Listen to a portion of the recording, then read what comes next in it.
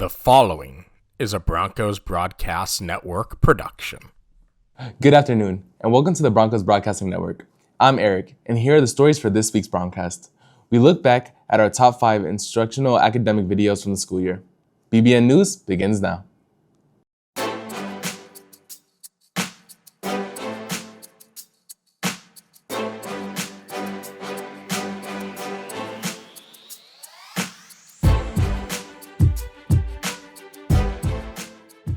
Each year, Polk County hosts the annual Video Awards. This year was the 33rd Annual Video Awards. One feature category this year was the annual Instructional Academic Video category, where students were to create a video that would hook students into learning a lesson based on Florida academic standards, similar to how Bill Nye the Science Guy explained the fundamentals of science or Reading Rainbow promoted the love of reading. Today, we look back at the top 5 instructional academic videos created by the Broncos Broadcasting Network. Okay, class. Today we will be reviewing science lab safety. There are many important steps in a lab, and science safety is of utmost importance. Rule number 1. Always wait for instructions. You as a student do not know for sure what we are dealing with, so always wait for instructions.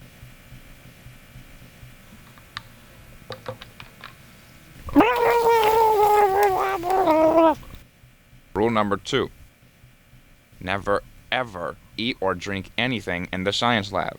Like before, you do not know what is being handled, and often the materials can be corrosive, toxic, acidic, or worse.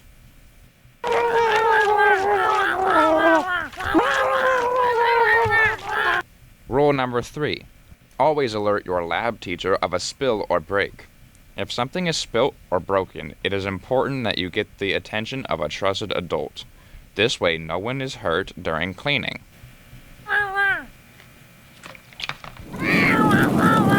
Rule number 4. Tie up hair and loose clothing before beginning. We cannot stress enough how dangerous labs can be. Just imagine what would happen if your hair or clothing or jewelry get mixed in any chaos. Rule number 5. Once it's time to begin our experiment, do not horseplay at all. This can lead to someone getting hurt or breaking and spilling something.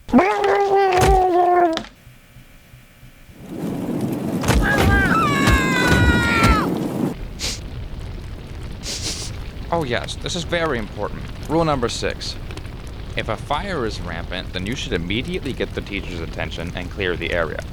Usually there are extinguishers nearby and are readily available in this situation. However, if the fire is too large and isn't swiftly put out, you and your class must set off the fire alarm and evacuate the building.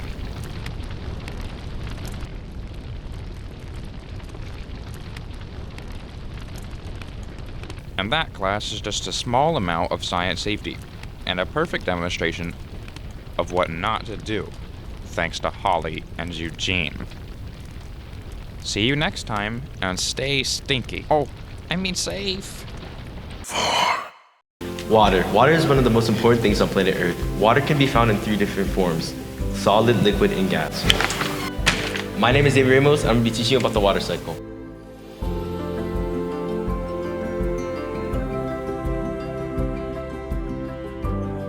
When it rains, water has to go somewhere.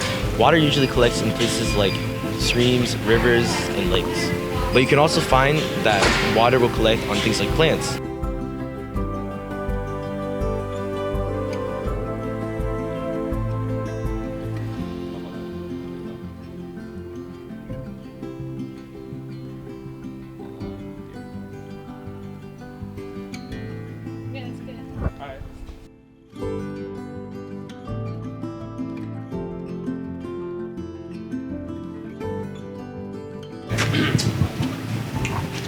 Evaporation. Evaporation is when water reaches 100 degrees Celsius. This water goes from a liquid to a gas. This water becomes condensation.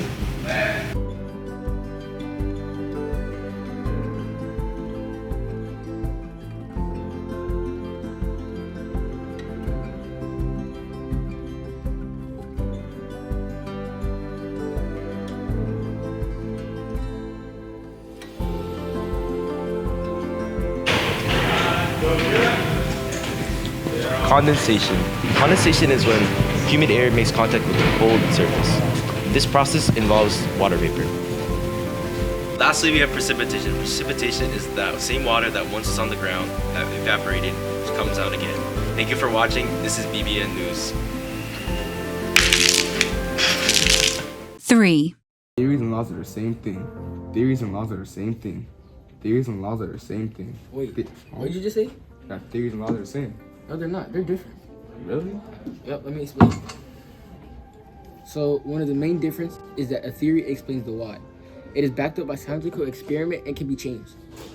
Wait, so it's an explanation that can be changed by backed up evidence? Yup, exactly. An example would be the theory of gravity, which explains why things fall down.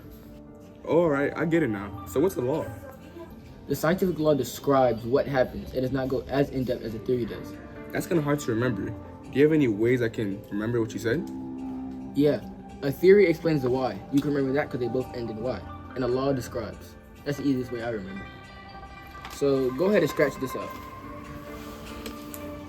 Theories and laws are not the same. And theories and laws are not the same. So study this. This is better. Okay, so theories explain the why and laws explain what happened? Alright, my work here is done. Thank you. Okay, so theories and laws are not the same. Theories and laws are not the same. Theories and laws are not the same. Theories and laws are not the same. Theories and laws are not the same. Coming from the word is a great way to expand creativeness while also being able to take raw footage and turn it into a compelling narrative. In this video, we will show you the basics of Premiere Pro that will certainly help you to create your own masterpiece. So first thing we have here is the Premiere Pro homepage where we can see all of our past projects, and we're going to click on New Project. As you can see, we have some footage here that we are going to be able to select, choose from. I'm going to choose 2 clips. You can change the title of your project by clicking on project name, and you can change the location of it as well. When you're ready, click on create. As the screen loads up, we can see that we have 4 main sections in the screen.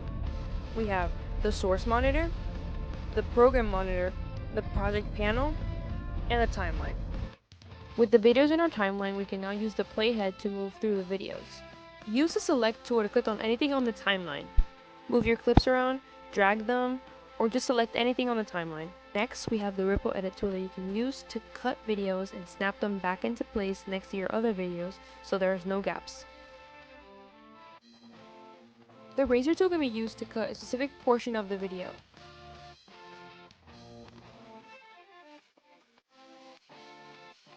Finally, clicking on the type tool allows you to create any type of text over your video.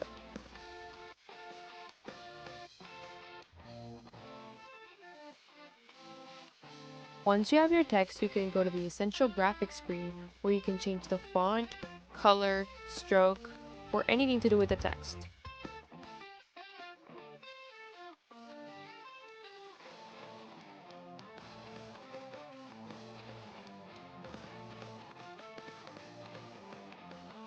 Now let's say you want to change the appearance of your video by changing the color of it. You can click on the Lumetri Color panel to change the basic corrections such as exposure, contrast, anything like that that might help accentuate your video a little more.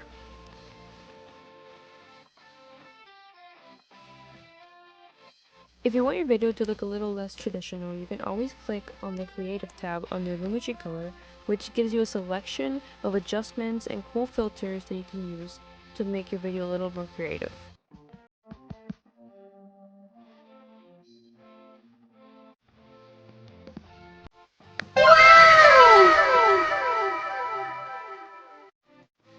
If you need to import more videos into your timeline, one way to do it is to click on the import button at the top where you can select and add more videos.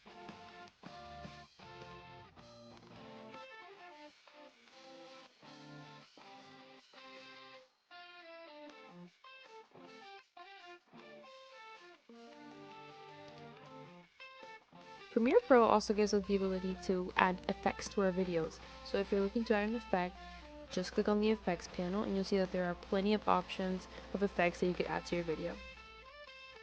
With this video, we're going to do a simple transition called cross dissolve, which will fade one video into the other.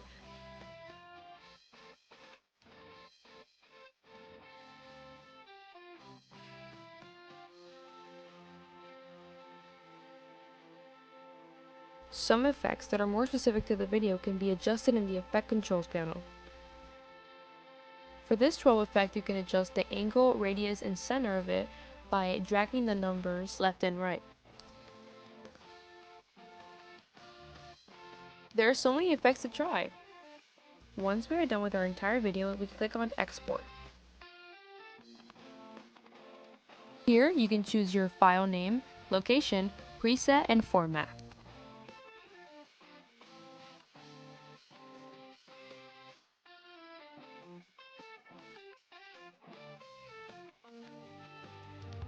Once everything's selected to your liking, we are now ready to click export.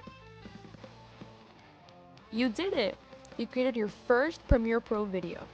The best way to figure out how to use Premiere is to play around with it, see what you like, what you don't like, and what works out for you. Hey everyone, today we're diving into some super important topic, health and wellness. High school can be stressful, so it's crucial to take care of your body and mind. Let's get started. First up, let's talk about mental health. It's normal to feel stressed or anxious sometimes, but it's important to find ways to manage those feelings. Here are a few tips. Practice mindfulness. Take a few minutes each day to sit quietly and focus on your breathing. Apps like Headspace or Calm can guide you through short meditation sessions. Stay connected. Talk to friends and family about how you're feeling. Sometimes just sharing your thoughts can make a big difference. Seek help. If you're feeling overwhelmed, don't hesitate to reach out to a counselor or mental health professional. Next, let's talk about nutrition. What you eat has a big impact on how you feel. Here are some tips for eating well. Balanced diet. Make sure you're getting a mix of fruits and vegetables, proteins, and whole grains. Try to avoid too much junk food. Stay hydrated. Drink plenty of water throughout the day. Sometimes we mistake thirst for hunger. Healthy snacks. Keep healthy snacks like nuts, yogurts, or fruits on hand when you get hungry between meals. Now let's move on to physical fitness. Staying active is key to feeling good and managing stress. Here are some ways to get moving. Find an activity for you to enjoy.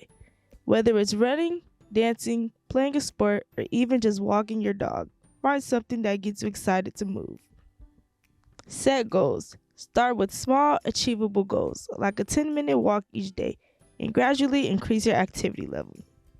Stay consistent. Try to make physical activity a regular part of your routine. Even short bursts of exercise can make a big difference. And finally, don't forget about sleep. Getting enough rest is crucial for your overall health. Create a relaxing bedtime routine. Avoid screens before bed and do something relaxing, like reading or listening to music. Make your sleep environment comfortable. Keep your room cool, dark, and quiet. That's it for today's health and wellness tips. Remember, taking care of yourself is the best way to handle the challenges of high school. Go Broncos! And now for the best of Eric Dorado. DHS with the first American Sign Language class in Polk County with the story with Mr. Puckett. Hello, my name is Eric Dorado, and I'm here with Mr. Puckett, the ASL teacher. The numbers with me, please, okay? And I'll let you have your time. What class do you teach? So I currently teach American Sign Language. And why are you teaching American Sign Language? One reason why I'm teaching ASL or American Sign Language is because I love the language and the deaf culture, deaf people, and also like the deaf pride and being proud of being deaf. What are your hobbies outside of teaching American Sign Language?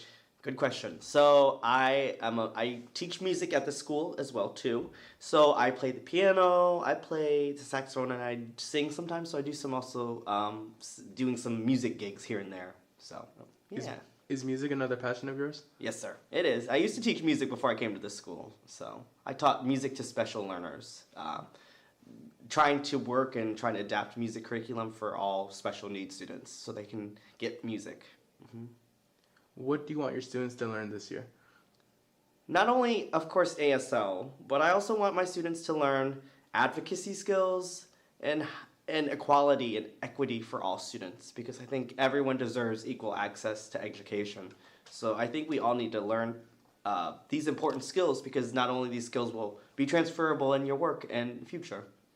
Thank you. You're welcome. Thank you. Bye-bye. See you later. Now sending it off to Eric with this week's Teacher Spotlight.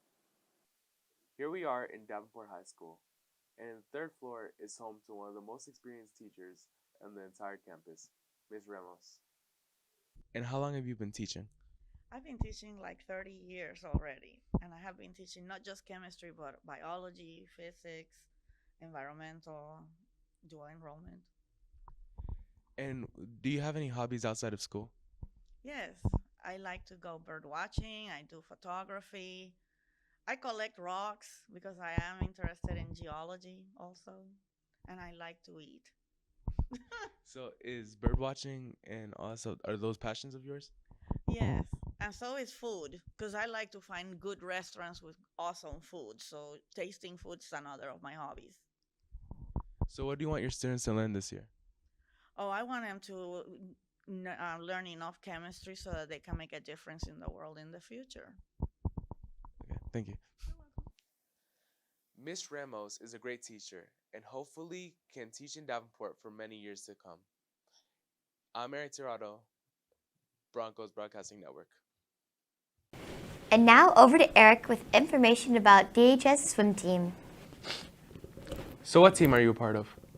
I am a part of the DHS Broncos swim team. Why did you choose to be part of the team? Well, I've been swimming since I was a kid, since my older brothers did it, and it was a way to spend time with them and compete with them at the same time. So when is the next swim meet scheduled? The next swim meet is next Thursday, the 29th, and I believe it's at Lake Eva as well. Is the swim team still open to join? No, it is not, because we're already in our fourth meet, and district is coming up next month. So it is not available to join, but if you are interested and you are a lower classman, of course, you can join by talking to Coach Unin and get you ready for next year. What is the best part of being on the team? Well, like any other team, we kind of become a family and we kind of just have fun. You know, we practice, we work hard, but when we're together and we're not doing anything, we just do anything a team would do, a family would do. And what are your expectations for this year? Because we're a starting team, the reality of it is that we're not going to be the best team out there, but we're still going to be the best for ourselves because it's us against a time. So I expect that we all force ourselves to the capacity that we can, and I've seen a lot of it throughout this season so far. Thank you. Now, passing it off to Eric, telling us about our very own Pink Out football game. Hello, I'm Eric Tirado, and we're going to be interviewing varsity football players about their upcoming game against Auburndale High School. This will be a home game and also our Pink Out game. How do you feel towards your upcoming game? I feel like we're going to have a good chance because Auburndale, they have a lot of disadvantages right now. So I feel like we have a chance of either it being a close game or a blowout, depending on how our offense and defense works. What is something you feel like you have improved on since your last game? So last game, well, maybe I'd say 2 weeks ago, I dislocated my knee and my shoulder, and I haven't had full range since. And just a day or two ago, I finally got full range back. So I'm finally at 100%, so I can go full speed now. Knowing that before this game, you have played 3 games in 7 days, do you think that will leave you guys with a disadvantage? If you're not ready to play varsity, then you're not ready. 3 games, the 2 before just going to be like scrimmages to us. It's going to be another thing. How do you feel towards your upcoming game? I feel pretty confident. I feel like this is our chance to put the Davenport Bronco history team out there. Just prove ourselves, put all the work that we've been trying to put in this last few weeks. I feel pretty confident about it. I'm Eric Torado, Broncos Broadcasting Network. With new student athletes coming in every year, they are bound to find success with the Broncos. They can come in and improve with time to really achieve success at the next level, making our JV teams the future for Broncos. Here's Eric with the coverage of the JV teams on our campus.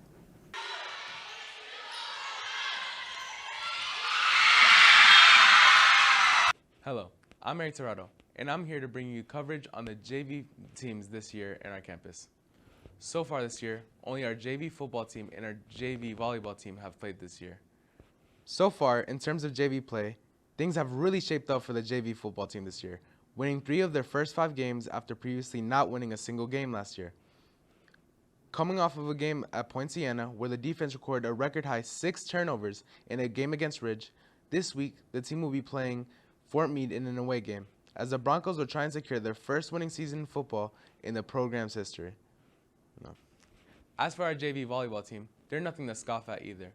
Although they had a lackluster start of the season, the JV volleyball girls had a hard-fought game against Ridgeview, eventually resulting in the second victory of the Broncos season.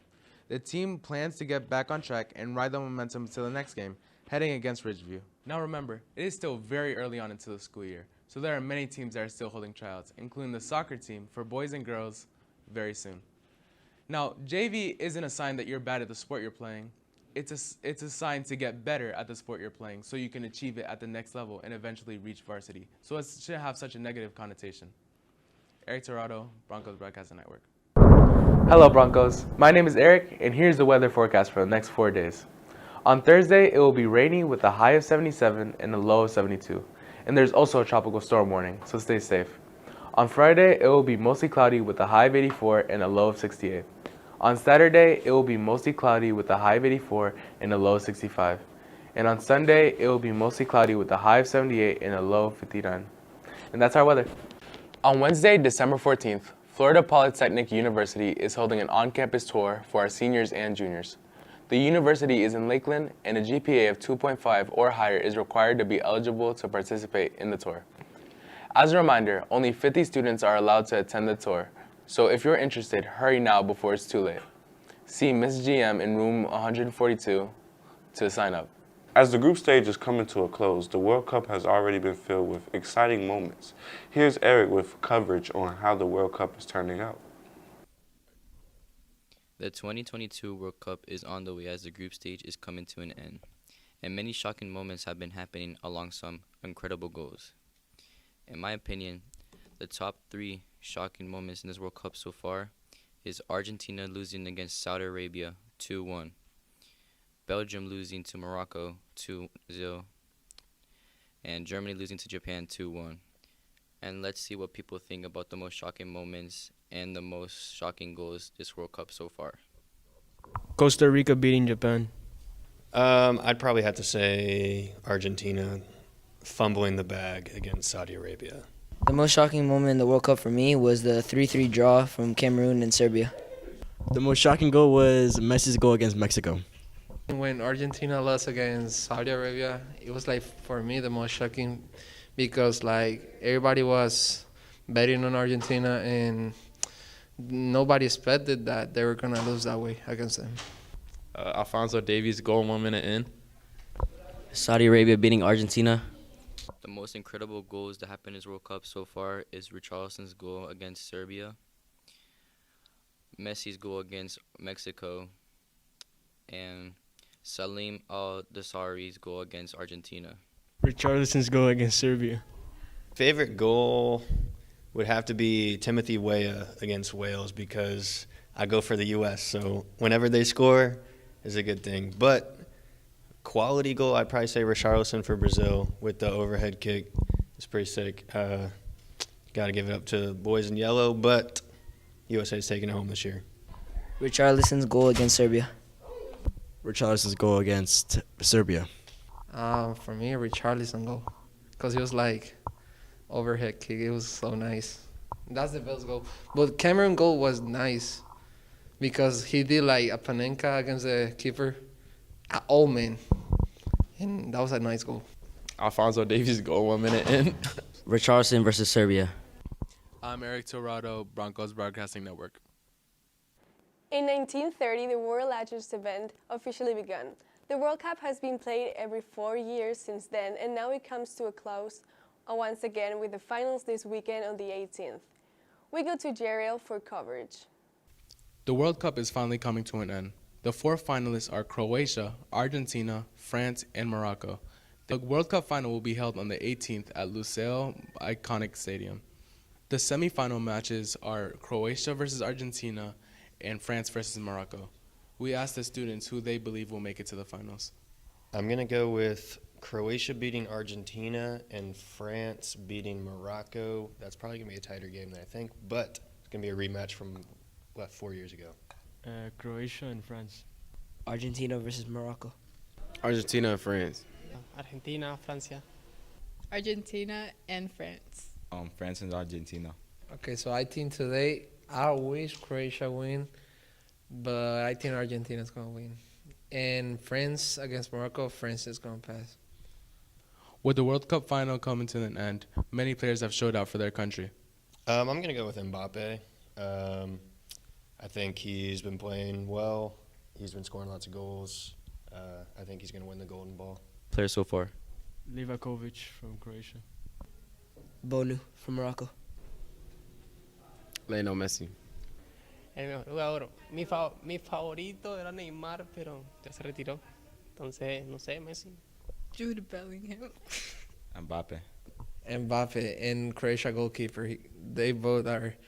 The keeper is like saving all the penalties, all the shots that he get, and Mbappe is just Mbappe. Tomorrow in the World Cup final, Argentina will be playing France. This is Jerry Vega, and this is for Broncos Broadcasting Network. Seniors, you are on the final stretch, so don't give up. The Davenport High School Class of 2023's graduation ceremony will begin on May 20th at 1 p.m. The event will be held at the RP Funding Center in Lakeland, Florida. Seniors, make sure to complete your credits completely and keep your GPA high so you can attend and graduate from high school. You're only one semester away. Ticket information on the event will be coming soon. This past week, the school and the district celebrated Literacy Week. Here's Eric with more information from the week. From January 23rd to the 27th, the campus and primarily the Media Center were holding the annual Literacy Week, an event with a yearly theme, and it represents a lot in literacy. Literacy Week is a program sponsored by the state of Florida, and it's to promote the joy and love of reading and learning. Literacy Week has a lot of enjoyable factors to it, including it allowing certain books to get the spotlight due to its topic, or just allowing readers to feel able to locate more options in literacy. Well, I love the dress-up part of Literacy Week and when students share their love of reading with other students. I think that it's a great way to bring more attention to the library and how great reading is, and I like that it's fun at the same time. Like today we have a beach picnic in the library, and I just think it's a fun event. I like that it's kind of a acknowledgement to what literacy does for people. Like, obviously, so many people, well, most people, we grow up and we read books and you learn from them, whether it's a life lesson or, I don't know, how to tell a joke or how to do this or that.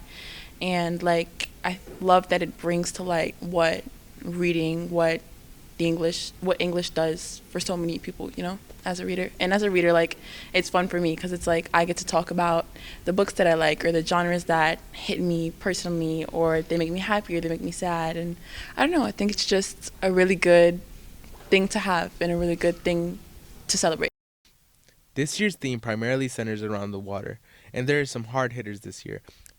Some books include Troubled Water by Seth Siegel, Reef Life by Callum Roberts, Whale Quest by Karen Young, and Oceanology by Smithsonian. Literacy Week allows readers and staff to wear and represent something different every day of the week to fit the theme. Well, what we did for Literacy Week was the theme this year was take a deep dive into literacy, splash into new worlds. And so Monday we took a deep dive into our favorite book character, and what we did, we dressed up as our favorite character. We're featuring different genres and specifically books on water all over the library. So Tuesday was booknic, go on a picnic, but read a book with a friend on beach blankies. And Wednesday is explore the deep blue sea, working with our databases and ebooks and our digital resources. Thursday, we are dressing up as tacky tourists, and we are going to be exploring travel, geography, adventure, romance, sci-fi, fantasy, and thriller books. And Friday is free draw Friday with Broncos Spirit Splash. And basically what that day is we're going to have you come in either digitally or in your classrooms or here in the library and write down your favorite author or your favorite genre and maybe illustrate it as well. I'm Eric Torado, Broncos Broadcasting Network. With meets for flag football already happening, we take this as an opportunity to show you what flag football is all about and what to expect. We go to Eric for more information. Girls flag football has begun. This will be the Broncos' first year hosting flag football for the school. And surprisingly, many girls are already jumping on the opportunity and attempting to get in on the action. I chose to play flag football because I just love being a team. Like, I'm a team player and I'm also a very aggressive athlete. So I feel like being able to put that out into the football field it's fun to me, and that's the most important thing. I chose to play flag football because I was interested in it, and it just was a new opportunity for me to, start getting closer with girls and stuff like that. But yeah. I started playing flag football because, this is the first year at Davenport High School, and this is going to be a new opportunity for the team, and hopefully we make it to states. With it being our first year, many people will be wondering what our team will look like and what mentality they will convey heading into our first season. My expectations, again, I just want to have fun with my teammates and just hope for the best since it's our first year. Expectation is, everybody to get together as a team and play as a team, and become a family. My expectations going into this year with this team is, to really build a new team, become a family, and play as a union all together. Since practice has already started, Coach Wright and the girls have already had the opportunity to see what their teammates and peers bring to the table and what they can do to help the team. I think a couple of my teammates, I don't know her name, but she's a rusher, and I think she's very good. She's very aggressive, and she's quick on her feet, and she sees everything on the field. Besides her, I think our quarterback's also a pretty good player. She's very agile. She has really good agility, and she is also very open-minded when it comes to playing, so. Yes, a couple of the players, but especially the coach. The coach is one of my favorites that stood out to me, so yeah. There's a lot of individuals that stood out to me, Everybody knows how to play their role pretty well, but, we're still becoming a team and getting to know each other more. We are looking forward to what will definitely be a unique and fun season for spectators and players alike. I'm Eric Torado, Broncos Broadcasting Network. After a very successful girls soccer season, a couple of players have gotten some recognition statewide as part of the 2022-2023 Fall County All-Star team. We head to Eric to see which players made a big All-County splash this season. With the girls soccer season wrapping up, we're here to congratulate two girls soccer players. Gianna Stethakis and Angie Shaka have been chosen as All-County players for the first time in Davenport history. I think it's pretty cool to be appreciated because I've been playing this sport since I was super young, so it's the end of my high school career, so I think it's super cool. I think it's really amazing. I think it's pretty amazing that we could get two of our players voted for All-County this year, and they get to be honored for their contributions to our team here at Davenport High School. All season, these two players have benefited the girls soccer team and led them to not only districts, but all the way to regional semifinals, another first in the school's history. They definitely made me want to play more just because they've been so supportive, and I love them all so much. So I wanted to play for them, not just for myself or not just for the coach. I wanted to play for them too and bring us as far as I possibly could. I'm really grateful for my team this year. We really improved since last year, and it's been amazing to be able to go to regional semifinals. They contributed both offensively and defensively. on the field, and they really helped us win some games this year. As both of these players are seniors, they'll both be looking to do bigger and better things in the future. This will be benefited by their successful stints as Davenport Broncos. I plan on going to college and play soccer in college. I don't know where, though. I plan to obviously graduate and then attend Bentley University in the fall to play Division II soccer.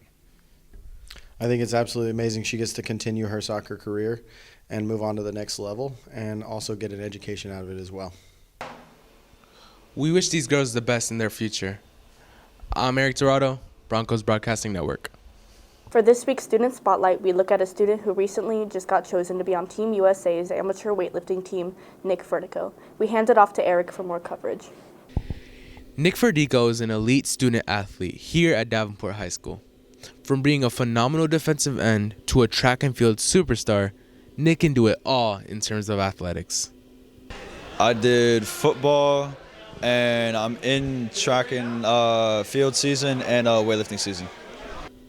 With focusing on so many sports at once, one can seem to wonder how Nick can keep motivation through the entire year with very minimal breaks. Because I did football for 12 years, I did track last year, and I have 2 potential scholarships. And weightlifting, I just do that to stay in shape, but I recently joined Team USA as an amateur lifter, and I might go to the Olympics. We'll have to see. Since Nick is a senior, this will be his last year being in high school before graduating. Knowing how athletic he is, he will have many scholarship and work opportunities. I'm planning to go to one of the 2 colleges for track. If not, I'm going to go to UF or UCF. And I might join in the winter so I have time to compete in weightlifting. Like some of the weightlifting meets are in New York, some are in California, some are in Nebraska. So I'll have the time till school starts to travel around and get my name out there for weightlifting to see what happens. Just recently, we have found out that Nick has been chosen to be on the Team USA amateur weightlifting team. A first in our school's history and an amazing individual accomplishment for him.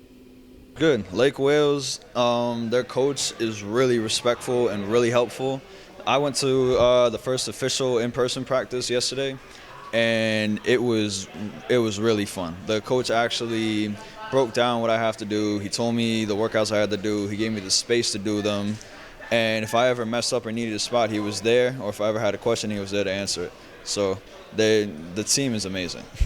We wish Nick the best in his future endeavors and congratulations for what he has accomplished so far. I'm Eric Tirado, Broncos Broadcasting Network. On the 24th of April, the National Honor Society will hold their induction ceremony for new NHS members. We go to Eric for more information.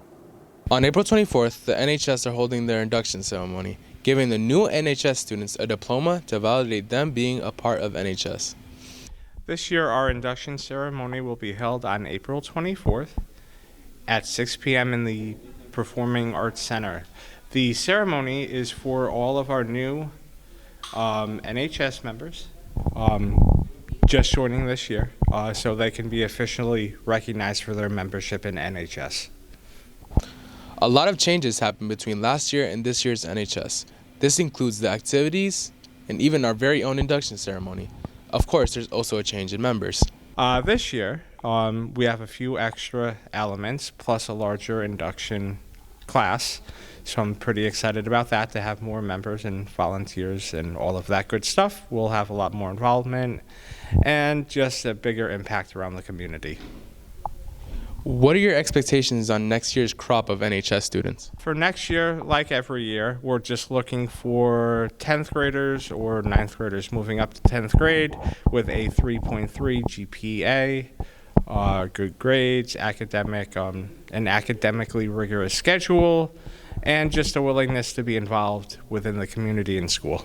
Next year, our upcoming 10th graders will be able to be official NHS members, opening a new crop of students for the society. This includes Hector Gomez, who was the president of NHS last year and the VP of NHS this year. This year we have a lot of opportunities, we have a lot more members, and we're able to just be able to fundraise a lot more, so we're able to have a lot more events compared to last year. We're proud of what our NHS members have accomplished this year, and we are looking forward to the future. I'm Eric Tirado, Broncos Broadcasting Network. Recently, it has been very clear that around the school area, reckless driving has been an unacceptable factor that must be addressed. Here's Eric with information and the dangers of car crashes. Recently, the school has put up a crashed car in front of the car ride area, and many students were confused. That has left many wondering why this display is there for everyone to see. The car that you guys have been seeing this week has to do with the Prom Promise. It was a program that was started a long time ago, and it was the idea of one of our teachers on campus, and it's really to kind of raise awareness going into prom night, to have students have conversations about making good choices, prom night, being safe when they're out on the road, and just making good choices to have the best time as possible at prom, and then just being as safe as they can when they leave prom and come to prom. Okay, so the purpose of the car that is outside of the gates on the car rider side is to bring awareness to drunk driving on prom night. It is for what we call the Prom Promise. Prom Promise is a campaign to encourage you guys not to drink and drive on prom night. There's a lot of statistics that are around it. I did have those on signs out there. Some of the signs got blown away, unfortunately, because of the weather. But you'll have some more information coming to you soon with more statistics. But the campaign is very, very important that you guys understand it. It's not so much about not encouraging you to have a good time on your prom night as much as it is encouraging you to be thoughtful and be smart about enjoying your prom night and not drinking and driving. With prom coming up, the school has decided to bring awareness to this form of reckless driving. Considering the fun nature of prom, of course, the school just wants to keep their students safe from trouble. We know not everybody, does the right thing on the roadways. There's going to be several proms in the area happening that night, and we just want our kids to be as safe as they can, traveling to and from prom, because not everybody is going to adhere to the rules and make good decision when it comes to drinking and driving. So we want our kids to make smart choices. Because this time of the year, this is what we call prom and graduation season, and during April and June, or the months of April to June, the statistics show that there is a increase in student driving while impaired, and it causes the statistics to skyrocket for drunk driving incidents and loss of life. One question remains though. How on earth were they able to get a crashed car in front of the car ride area? Well, as it turns out, one of the teachers that actually helped set it up was Miss Tribble. Well, I happen to have some connections. I have some friends that own a salvage yard and a tow company, Epic Tow and Epic Salvage out of Auburndale, who so graciously volunteered to be a part of this campaign for us to bring up all the way from Auburndale to drop off a vehicle that they actually recovered from a drunk driving accident in Auburndale that occurred. Remember, prom is on Saturday, on April 15th. I advise you to stay as safe as possible, and please drive safe. And I hope you guys have a good time. I'm Eric Tirado, Broncos Broadcasting Network. Now that the dust has cleared from the weightlifting state championships, we are excited to announce that our very own Nick Ferdico and Ethan Jansen have placed high enough to compete in the nationals. We go to Eric for more information.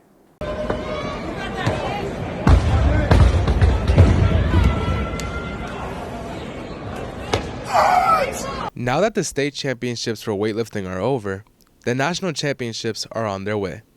Our very own Davenport Broncos, senior Nick Ferdico and sophomore Ethan Jansen have placed high enough in states to qualify for nationals. It feels good, man. It just shows that my hard work has paid off, especially since I'm a sophomore. To me, it's just another meet because at the end of the day, I have to get to, I think it's called the AOS meet, which is where you qualify for the Olympics. So nationals is just something little, just to get a little stepping stone. It's amazing. Definitely very excited for them and very proud in both, not only Ethan, but also Nick. Since these competitors are in high school, they can take their weightlifting to new heights, and their abilities can lead them to scholarship opportunities and a future in weightlifting. This is primarily true for Ethan, since he's a sophomore, but Nick has already made moves for his weightlifting career. Yeah, I got a few years left, so I can definitely get my numbers up and get a scholarship for college if I wanted to, or go to like other competitions outside of that. Oh, 100%. Because if I'm cleaning 300 and I've only been doing this a year and a half, imagine what I could do in 2-3 years.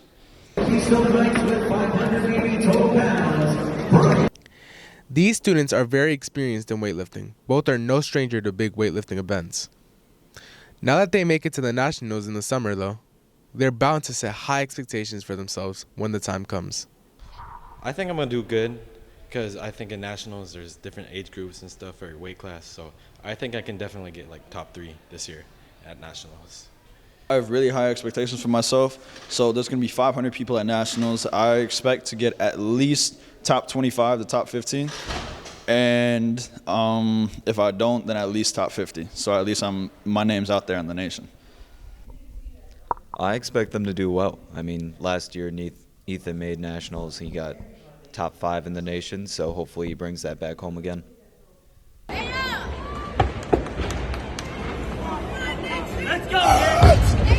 I highly suggest you stay tuned to the Nationals that are coming up.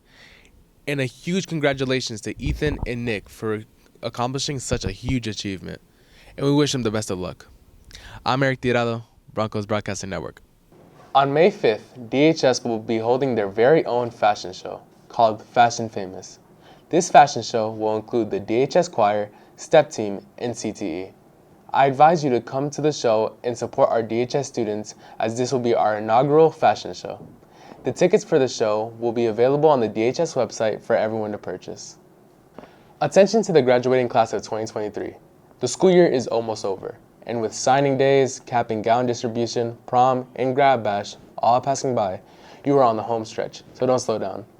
Upcoming events for the seniors include the Senior Awards Ceremony, which will be held on May 9th, the last day to turn in work and your laptops on May 10th, and the last day for seniors on May 17th. Please be aware that the Senior Awards Ceremony is invitation only. Then, on May 19th, graduation practice will be held at DHS, followed by the graduation ceremony at the RP Funding Center the day after, on Saturday, March 20th. We wish you seniors all the best, and make sure you graduate. Last Saturday at the RP Funding Center in Lakeland, our first class of seniors officially graduated as class of 2023. We go to Eric for a recap of the event.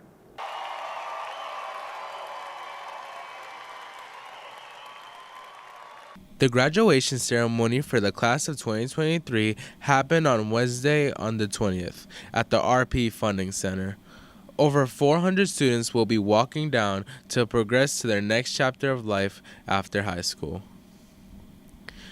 Class of 2023, they were amazing. One of my favorite classes of all time. You know, I've been a high school administrator for a few years, and they had a really special vibe about them, really energetic, and I'll miss them.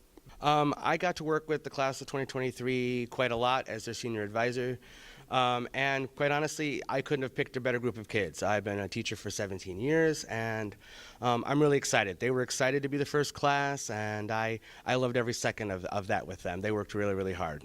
It was our first class, which makes it exciting. It was a challenge to get them through the ceremony, but it worked out well, and I'm really excited to see what they do in the future. This was a fun year all around for students, considering that this was our first school year with all grade levels. Class of 2023 made sure to show up to every event, including grad bash and prom. And let's not forget about the senior prank that they pulled at the end of the year. Favorite part about this school year in class of 2023 was probably just getting to do all the senior stuff, from the hats to the field day, and graduation was pretty amazing.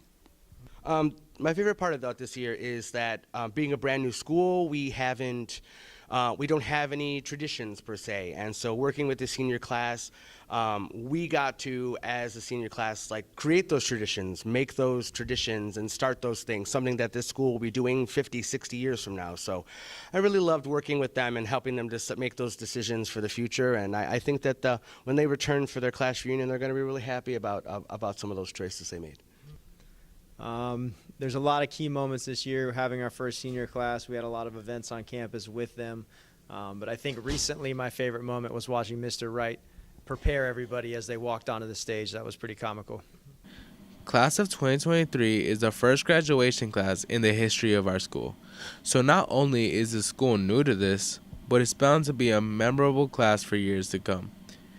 But it's also bound to bring some extra emotions to the table. It makes me feel pretty special. I think we had a pretty special ceremony as well. There was a lot of energy in the room, a lot of excited parents and kids. So pretty amazing feeling to finally have the first graduating class of Davenport High School. Pretty proud. Opening a new school is hard on the students. It's even harder on the faculty and staff. And it shows over the past 2 years, all that hard work leading up to that day. I couldn't be any more elated.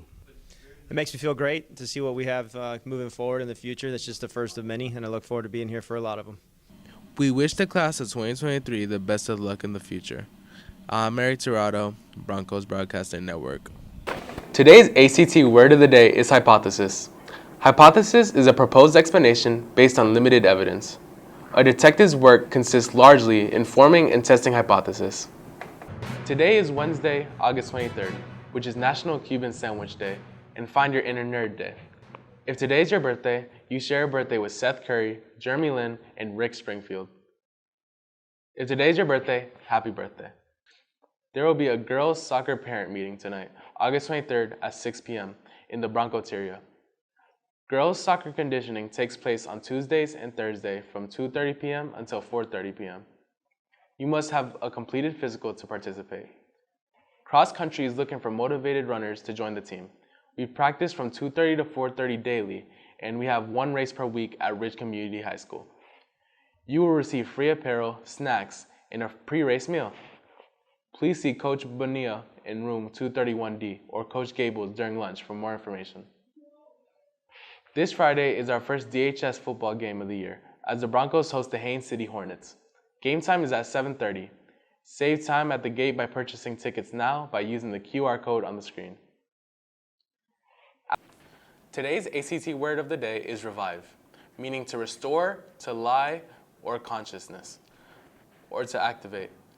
Although he was exhausted, a glass of cold water revived James enough that he could finish his story.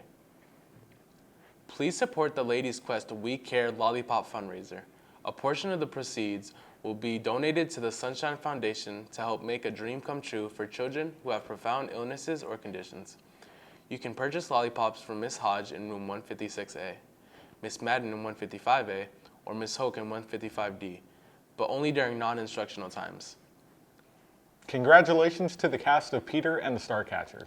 Victoria Ocasio-Luca, Zoe Zimmerman, Douglas Gold Zapata, Michael Izuri, Quinn Hansen, Adriana Cabrera, Liznary Ortega Rivera, Dante Raphael, Riley Slater, Evie Stewart, David Nesbitt, Jenna Farber, Dawson Satterfield, Alex Vargas, Chaya Bierman, Becca Hansen, Sean Priester, Ian Smith, Devin Trammell, and Rebecca Zenhal.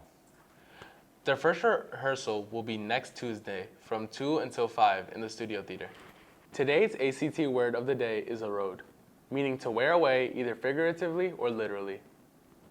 The constant lies eroded my trust in James. Please support the Ladies Quest We Care Lollipop fundraiser. A portion of the proceeds will be donated to the Sunshine Foundation to help make a dream come true for children who have profound illnesses or conditions. You can purchase lollipops from Miss Hodge in room 156A, Miss Madden in 155A, or Miss Hoke in 155D, but only during non-instructional times.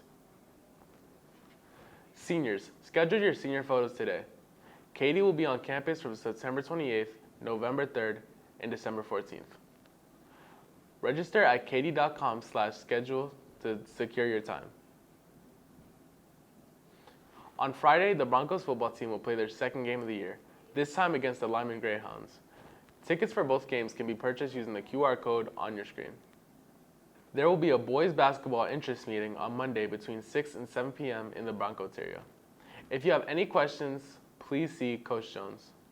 Today is Wednesday, September 13th, which is National Peanut Day and International Chocolate Day. If today is your birthday, you share a birthday with Tyler Perry, Ben Savage, and Niall Horan. If today is your birthday, happy birthday. Underclassmen School Picture Day is coming up on October 25th, with retakes being taken on the November 29th.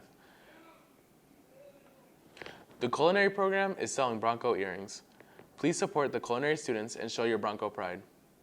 They cost $15 and you can pay with either cash or a check made to Davenport High School. See Chef Pina for more details. There will be a National Honor Society meeting today in the Broncos area after school. Please see Mr. Desheen in room 1302 with any questions. There will be a girls' weightlifting meeting on Wednesday, September 20th from 2:45 until 3:45 in the gym classroom. Please bring your laptops. If you have any questions, please see Coach Broderick. Chess Club meets after school today in room 175D. Today's ACT word of the day is eliminate, meaning to remove. Our team lost a match and was eliminated from the competition. Please support the Ladies Quest We Care Lollipop fundraiser. A portion of the proceeds will be donated to the Sunshine Foundation to help make a dream come true for children who have profound illnesses or conditions. You can purchase lollipops from Miss Hodge in room 156A, Miss Madden in 155A, or Miss Hoke in 155D, but only during non-instructional times. Seniors, schedule your senior photos today. Katie will be on campus on September 28th, November 3rd, and December 14th. Register at katie.com/schedule to secure your time. Today is Monday, September 25th, which is National Lobster Day and National Comic Book Day. If today is your birthday, you share a birthday with Will Smith, Mark Hamill, and Christopher Reeve. If today is your birthday, happy birthday. Underclassmen, School Picture Day is coming up on October 25th, with retakes being taken on November 29th. After-school tutoring has begun. Students must be in the Media Center by 2:05 and must be picked up when tutoring ends at 3:05. Are you interested in showing off your crafts? Then the Holiday Craft Bazaar is the place for you. The bazaar will take place on December 2nd for 10 a.m. until 2 p.m. Please email Miss Madden at kayla.madden@polk-fl.net to sign up for your booth. Our club will be meeting this Thursday, September 28th, from 2:05 until 3 p.m. in room 3108. All students are welcome. You don't need to be taking an art class to be a part of the art club. Please come on Thursday or see Mr. Steele, Mr. Riggs, or Ms. Chambers for more information. Chess Club will meet after school today in room 175D. Debate Club will meet after school today in room 155E. The next student government meeting will occur tomorrow in room 3103 at 2:10. Any student is welcome to attend to share ideas or concerns, or you can reach out to your class representatives. Today's ACT word of the day is perplex, meaning to confuse or complicate. Lenny was perplexed by the complicated geometry question. Seniors, schedule your senior photos today. Caddy will be on campus on September 28th, November 3rd, and December 14th. Register at caddy.com/schedule to secure your time. This past Thursday night, the girls volleyball team defeated the Academy of Central Florida Golden Bulls 3-1. The girls are back in action tonight on the road against the Auburndale Bloodhounds. The Lady Broncos will be back at the ranch tomorrow night when they face off against the Lake Wales Highlanders. Boys, soccer tryouts are right around the corner and will occur between October 17th and 19th. You must have a physical uploaded to activate to try out. If you have any questions, please see Coach Riggs. Boys and girls track and field conditioning will begin tomorrow, September 26th at 2:30. Conditioning will take place each Tuesday and Thursday. Girls soccer conditioning resumes tomorrow and will take place every Tuesday and Thursday. There will be a wrestling interest meeting for both boys and girls on Thursday, September 28th at 5:30 p.m. in the Broncos area. Information on practices, meets, and school requirements will be given out. Please bring a parent or guardian with you. Any questions, please see Coach Dalvin. Today is Monday, October 2nd, which is World Farm Animal Day and National Custodian Day. If you see our custodians on campus today, please thank them for the amazing job they do. If today is your birthday, you share a birthday with Kelly Ripa, Sting, and Don McLean. If today is your birthday, happy birthday. Underclassmen School Picture Day is coming up on October 25th with retakes being taken on November 29th. After-school tutoring has begun. Students must be in the Media Center by 2:05 and must be picked up when tutoring ends at 3:05. Debate Club will meet after school today in room 155E. Chess Club will meet today in room 175D. Yarn Club will meet after school tomorrow in room 249B. The next National Honor Society meeting will take place on Wednesday in the cafeteria after school. Please see Mr. Desheen in room 306 with any questions. The 23rd annual Dr. Martin Luther King Jr. Essay Challenge has begun, and this year's topic is building communities to help transform unjust systems. The deadline is November 1st, and winning students will earn $350. Scan the QR code for more information. Ladies Quest is still selling lollipops. Please see Miss Hoke, Miss Madden, or Miss Hodge during non-instructional times to secure your lollipop. Broncos. BBN Trivia begins next week. To be eligible for prizes, you must be a current subscriber to the Broncos Broadcasting Network YouTube channel. Head to youtube.com/DHSBBN to subscribe today. It's easy to subscribe. Just use your Polk County email address. Last night was a special Title I night, where school information was provided in Spanish for the Spanish-speaking population of DHS. Eric has more information on Spanish culture here at Davenport High School. En este momento estamos celebrando el mes de la gerencia hispana, un mes que celebra los impactos que la comunidad hispana ha hecho en el mundo. El mes de la gerencia hispana nos permite reconocer sus logros y aportes a nuestra historia nacional. Existen muchos tipos de hispanos en el mundo, ya que es una comunidad muy diversa. La alegría, la forma en la que nosotros nos reunimos en familia con bastante comida, las arepas, celebrando la Navidad con la familia. Lo que más me gusta de ser dominicana es que puedo celebrar mi cultura y la herencia que dejaron las personas que vinieron antes de mí. Ahora, todos los latinos son muy diferentes y son de diferentes partes del mundo. Esto incluye Sudamérica, Norteamérica y hasta Europa. De Venezuela. Yo soy de la República Dominicana. Por supuesto, cada uno celebra el mes de forma diferente. No todos provienen del mismo entorno o de la misma cultura. Podría significar más para una persona que para otra. Tú nunca sabes.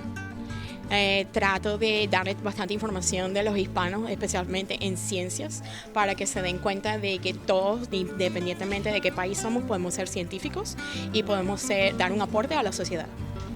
Lo primordial que yo hago es educar a los jóvenes de hoy en día de la importancia de ser hispano, de dónde vienen, a dónde van y explicarle a ellos la importancia de saber por qué somos hispanos y cómo llegamos aquí. En todo el mundo, la cultura latina es increíblemente importante. Mucha gente realmente no se da cuenta del impacto que tienen las prácticas latinos en nuestra vida diaria. Es algo que debe celebrarse. Porque es importante que nosotros le demos la información al resto del mundo de quiénes somos y cómo podemos ayudar a la comunidad. Es importante celebrar la cultura hispana como cualquier otra cultura porque eso es lo que enriquece nuestra persona y nos ayuda a ser y determinar quiénes somos como personas. Espero que todos disfruten el mes y no olviden de dónde vienen. Soy Eddie Tirado, Broncos Broadcasting Network. Today's ACT word of the day is confluence, meaning a coming together of people or things. The confluence of hot and cold air created a powerful thunderstorm. Seniors, schedule your senior photos today. Katie will be back on campus for 2 more road shoots on November 3rd and December 14th. Register at katie.com/schedule to secure your time. Polk County's next college and career fair will take place on October 19th from 6 until 8 p.m. in the Jenkins Fieldhouse on the campus of Florida Southern. Congratulations to members of Thespians Troop 10054. They will receive more information at the Drama Club meeting on Wednesday from 2 to 3 p.m. On to Broncos sports. The girl volleyball team was in action this past Thursday night when they traveled to Winter Haven to battle the Blue Devils. The Blue Devils defeated the Broncos 3-0. The Lady Broncos have only 2 regular season home games left this season. On Tuesday, the girls host the Auburndale Bloodhounds, and then on Wednesday, the Lady Broncos host our crosstown rivals, the Ridge Community Bolts. Girls weightlifting will have their first practice after school today at 3 p.m. in the DHS weight room. You must have your paperwork uploaded to activate and be cleared before you can participate. Boys soccer tryouts are right around the corner and will occur between October 17th and 19th. You must have a physical uploaded to activate to try out. If you have any questions, please see Coach Riggs. Girls soccer tryouts will also occur on October 17th to 19th from 2:30 until 4:30. If you have any questions, please see Coach Waring. Boys and girls track and field conditioning will begin on Tuesday at 2:30. Conditioning will take place on Tuesday and Thursday. Baseball winter workouts will begin on November 1st and run until January 11th from 2:30 until 4 p.m. Workouts will take place Tuesdays through Thursdays. If you have any questions, please see Coach Stevens in room 313D. On to this week's Athlete Spotlight, where we will take a look at the Broncos team leader in interceptions.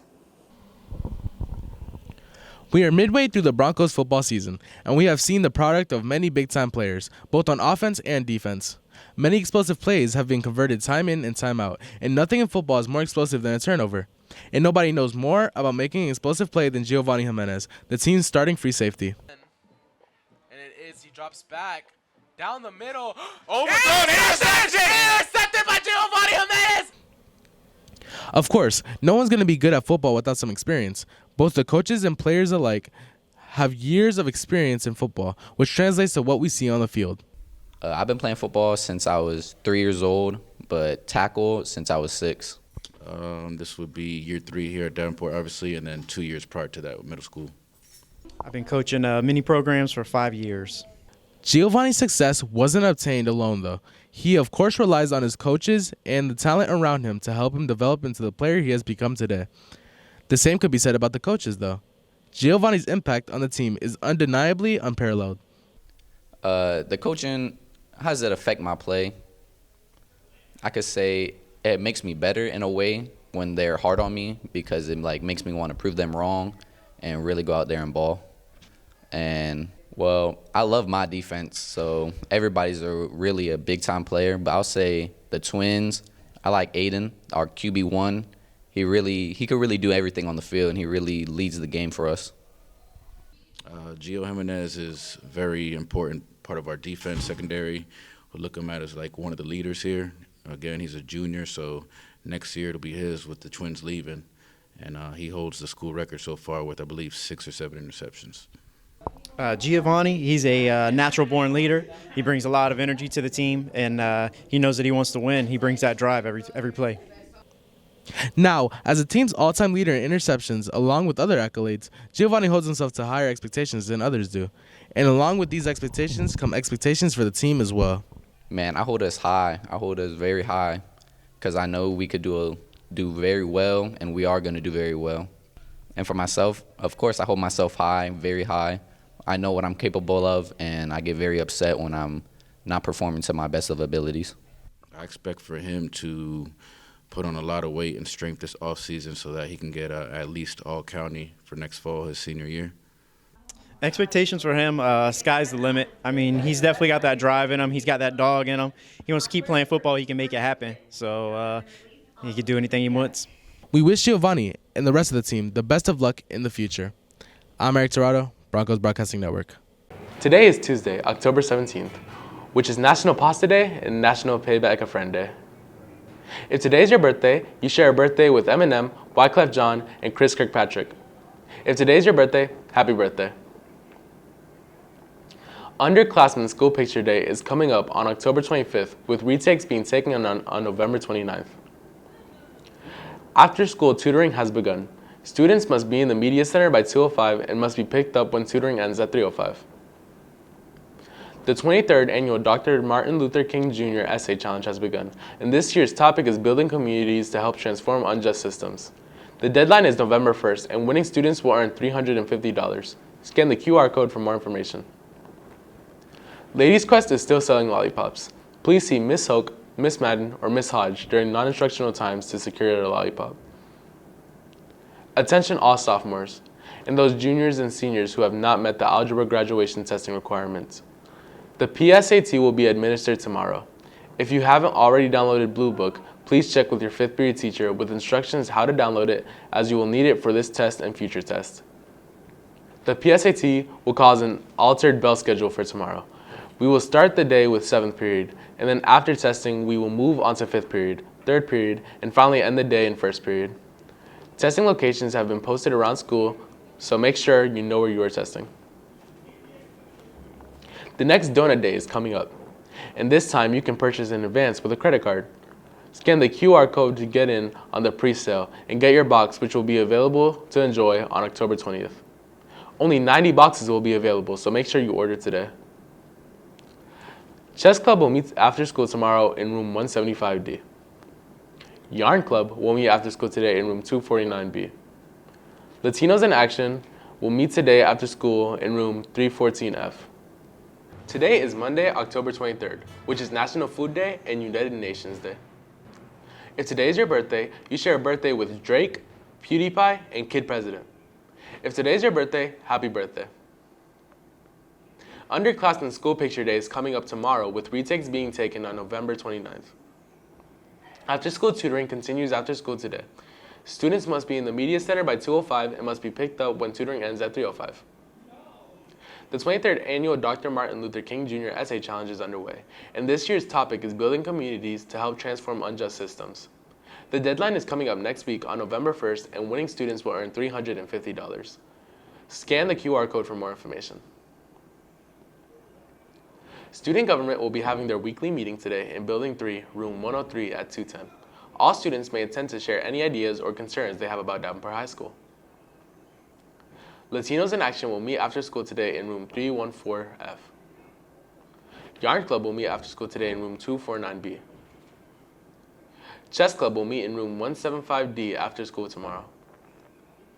Game Club will meet tomorrow after school in Room 314G. Polk State College will be holding 2 open houses where you can meet faculty and staff, complete an application, tour the campus, and more.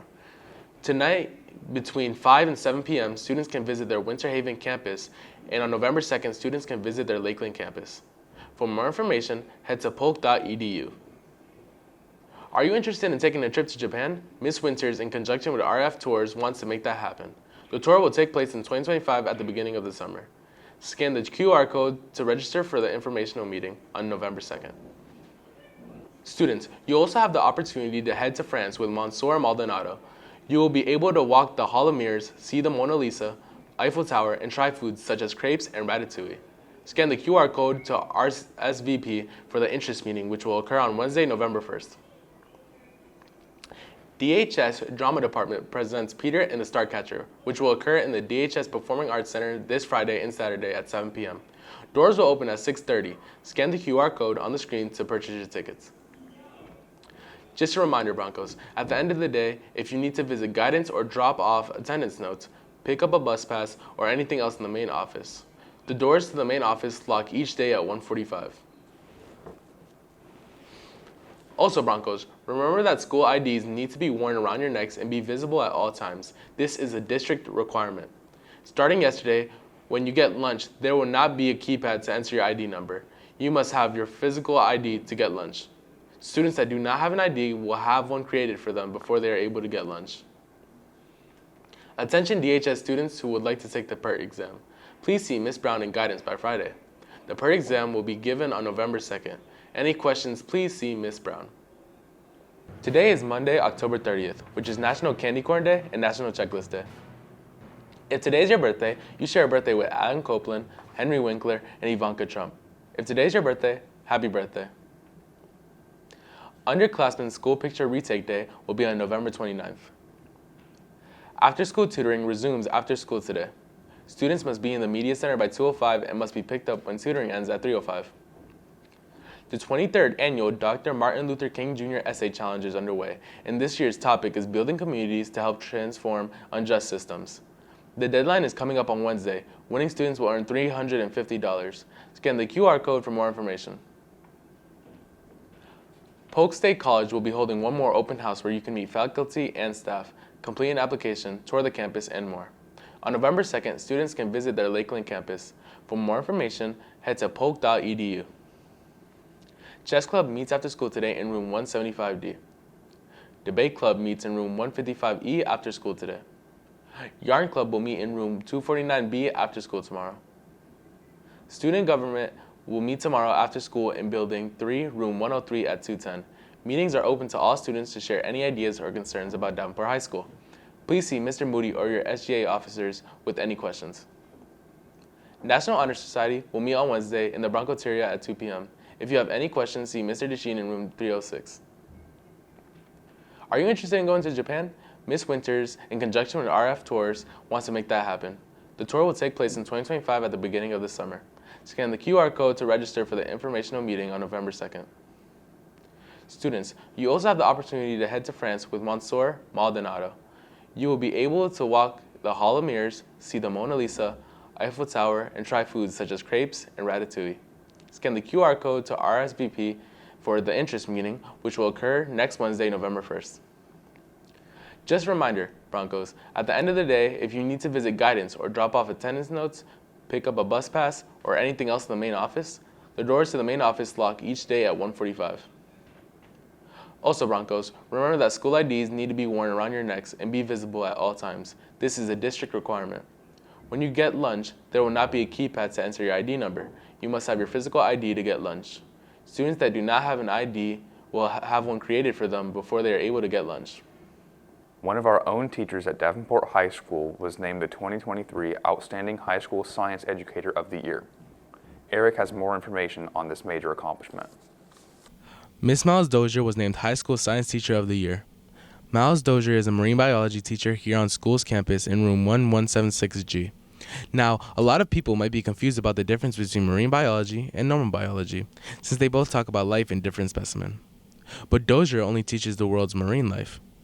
That's a great question. What separates marine biology from biology is that we're studying everything that has to do with the life in the ocean or fresh waters. So anything that has to do with the quality of water, to the animals that live in there, the plants that live there, bacteria that live there, that's all we do here in marine biology. Of course, in order for her to become Science Teacher of the Year, she has to follow the school curriculum in terms of teaching, as well as putting her own twist to it to enhance her students' learning. Her teaching methods are incredibly effective and allow her students to learn about the depths of marine biology as efficiently as possible. Right now, we are comparing, contrasting salt water to fresh water to actually set up 2 tanks, which is part of the class. Students need to learn how to set up an aquarium tank, measure all the parameters, and also bring in some life and some plant and see how they work together to keep living things under the water. Miss Miles Dozier hopes by the end of the year to instruct her students about the ins and outs of marine biology. And after winning the Science Teacher of the Year award, it's safe to say that she's doing quite a good job. She also has other objectives by the end of the school year. So the end goal is not only to learn everything about the ocean, but also learn how can we take care of the ocean, as it is one of the key important things for our planet. Having water is essential, and the biggest amount of water that we have around is actually ocean water, 96% of it. So we need to learn how to use it and use it well and keep it for the rest of the generations. We congratulate Miss Miles Dozier for winning the Science Teacher of the Year award and hope she teaches at Davenport for many years to come. I'm Eric Tirado, Broncos Broadcasting Network. Today is Monday, November 13th, which is World Kindness Day and National Hugging Musician Day. If today is your birthday, you share a birthday with Jimmy Kimmel, Whoopi Goldberg, and Aisha Hines. If today is your birthday, happy birthday. Underclassmen School Picture Retake Day will be on November 29th. After-school tutoring continues after school today. Students must be in the Media Center by 2:05 and must be picked up when tutoring ends at 3:05. Chess Club will meet after school today in room 175D. Debate Club will meet after school today in 155E. Yarn Club will meet tomorrow after school in room 249B. Student Government will meet after school tomorrow in Building 3, room 103. All students are welcome to come and share any concerns about Davenport High School that you might have. If you have any questions, please see Mr. Moody or one of your SGA officers. Juniors and seniors, it is time to order your class rings, lettermans, jackets, and more from Herff Jones. You can order during all lunch periods today or by going to herffjonestampabay.com. On Friday, December 1st at 7 p.m., the dance department will present the second annual Winter Dance Concert. It will take place at the DHS Performing Arts Center, and tickets are on sale now at the DHS website. Tickets are $8 for adults and $6 for students if you buy in advance. If you purchase at the door, tickets will be $10 for adults and $8 for students. Purchase your tickets today to help support the dance department. Attention Broncos, who attended Spooky Blind Date with a book. Your follow-up 3-sentence summaries are due by today in order to get your award. Please see Ms. Hoffman with any questions. There will also be a book discussion in the Media Center during C&D lunch on Thursday, November 30th for the book I Must Betray You by Ruta Sepsis. Please see Ms. Hoffman for more details. Toys for Tots need toys, books, and bikes to help us brighten the holidays for underprivileged children right here in Polk County. Please drop off your new unwrapped gift between now and December 8th in the main office. For more information, please see Ms. Klink. Next week is Polk County's Reach Higher Week. Every day next week there will be a different theme. Today was Be All You Can Be Day. Wear your camouflage to support the military. And tomorrow is Your Future is Bright. Make sure to wear bright colors and sunglasses. This week, you can also celebrate World Kindness with Ladies Quest by performing several random acts of kindness. Post to Instagram and tag Ladies Quest and include the hashtag RAK to be entered into a drawing for Ladies Quest Random Act of Kindness goodie bag. You must be a current DHS student or staff member to be eligible to win. Today is National Kindness Day, so perform a random act of kindness. Tomorrow will be take a selfie with a friend and include a note why they are so special to you. Today's ACT word of the day is compliment, meaning to make perfect or complete. At Thanksgiving dinner today, the ice cream perfectly complements the slice of hot apple pie. Seniors, schedule your senior photos today. Katie will be back on campus for one more road shoot on December 14th. Register at katie.com/schedule to secure your time. Attention DHS freshmen who had a grade below 70% in the first quarter in your freshman academy classes. You will need to complete your grade recovery assignment or assignments.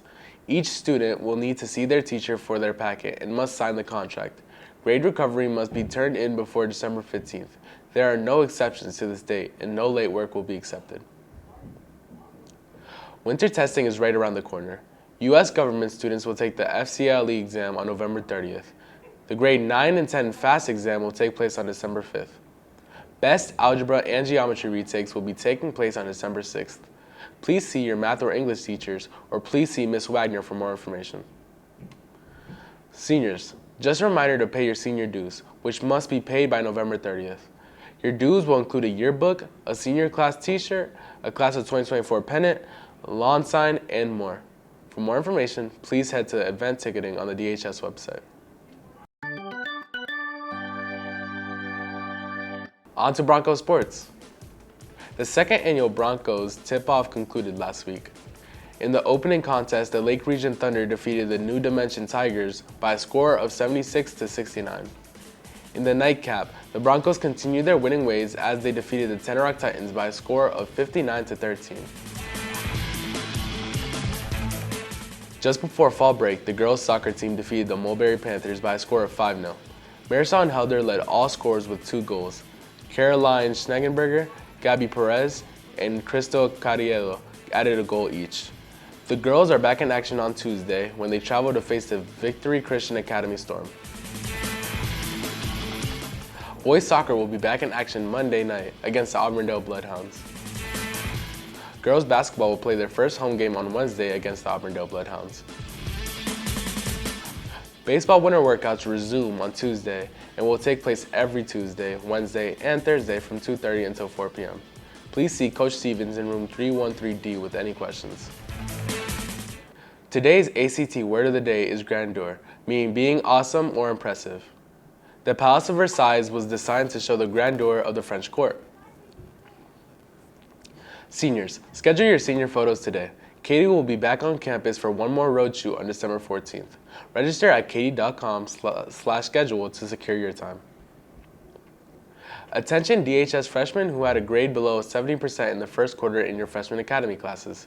You will need to complete your grade recovery assignment or assignments. Each student will need to see their teacher for their packet and must sign the contract. Grade recovery must be turned in before December 15th. There are no exceptions to this date and no late work will be accepted. Winter testing is right around the corner. U.S. government students will take the FCLE exam on November 30th. The grade 9 and 10 FAST exam will take place on December 5th. Best algebra and geometry retakes will be taking place on December 6th. Please see your math or English teachers or please see Ms. Wagner for more information. Seniors, just a reminder to pay your senior dues, which must be paid by November 30th. Your dues will include a yearbook, a senior class t-shirt, a class of 2024 pennant, a lawn sign, and more. For more information, please head to event ticketing on the DHS website. On to Broncos sports. The second annual Broncos tip-off concluded before Thanksgiving break.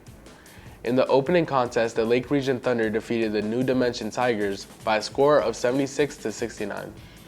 In the nightcap, the Broncos continued their winning ways as they defeated the Tenorock Titans by a score of 59-13. Boys basketball is back in action tomorrow night against the Kathleen Red Devils. Just before fall break, the girls soccer team defeated the Mulberry Panthers by a score of 5-0. Marisol Helder led all scorers with 2 goals. Caroline Schnegenberger, Gabby Perez, and Crystal Cariello added a goal each.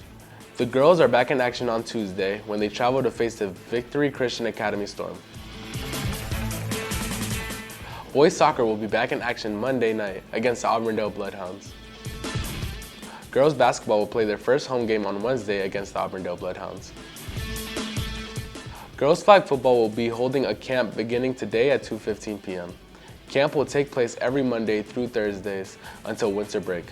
You must have your paperwork submitted and activate and pay your $25 camp fee to attend. If you have any questions, please see Sergeant Wright in room 163. Baseball winter workouts resume on Tuesday and will take place every Tuesday, Wednesday, and Thursday from 2:30 until 4 p.m. Please see Coach Stevens in room 313D with any questions. Today's ACT Word of the Day is accurate, meaning correct and free from errors. Please make sure your address is accurate before submitting your online order. Seniors, schedule your senior photos today. Katie will be back on campus for the last road shoot next Thursday, December 14th. Register at katie.com/schedule to secure your time. Attention DHS freshmen who had a grade of below 70 in the first quarter in your freshman academy classes. You will need to complete your grade recovery assignment or assignments. Each student will need to see their teacher for their packet and must sign the contract. Grade recovery must be turned in before next Friday, December 15th. There are no exceptions to this date and no late work will be accepted. Winter testing continues this week. The grade 9 and 10 FAST exam will take place tomorrow. Best algebra and geometry retakes will be taking place on Wednesday. Please see your math or English teachers or please see Ms. Wagner for more information. The third annual Winter Music Concert is coming up on Thursday at 7 p.m. Tickets are $5 and can be purchased from the DHS website. Broncos, the waiting is over. The prom date has been announced. Prom will take place on April 6th at 8 p.m. at the National Ballroom at the Omni Orlando. Tickets are on sale now for $95 and can be purchased on the event page on the DHS website. Take advantage of the early bird special, which will end on December 15th. Davenport High School Visual Arts Department is happy to announce that they will have 16 pieces of art from 13 students in the annual county-wide high school exhibition Transcendence at the Polk Museum of Art. Congratulations to Cadence Del Arcapret, Asher De Terra, Rafael Linares, Kira Cogdo, Abby Watkins, Isabella Corio, Ariana Alonce, Elizabeth Hernandez, Shasira Ahmed, Jillian Jost, Lily Rayleigh, Bethany Bolter, and Willow DeTerra. The exhibition opens on January 6th and will be on display until February 11th. Congratulations to our visual arts students. On to Broncos sports. The boys basketball team continued their hot streak last Thursday night when they defeated the George Jenkins Eagles by a score of 61-56.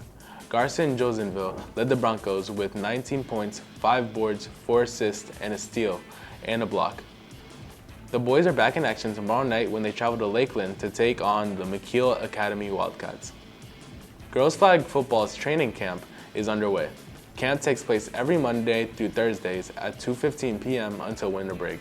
You must have your paperwork submitted and activate and pay your $25 camp fee to attend. If you have any questions, please see Sergeant Wright in room 163. Attention Broncos who want to play baseball in the spring. Baseball winter workouts are taking place every Tuesday, Wednesday, and Thursday from 2:30 until 4 p.m.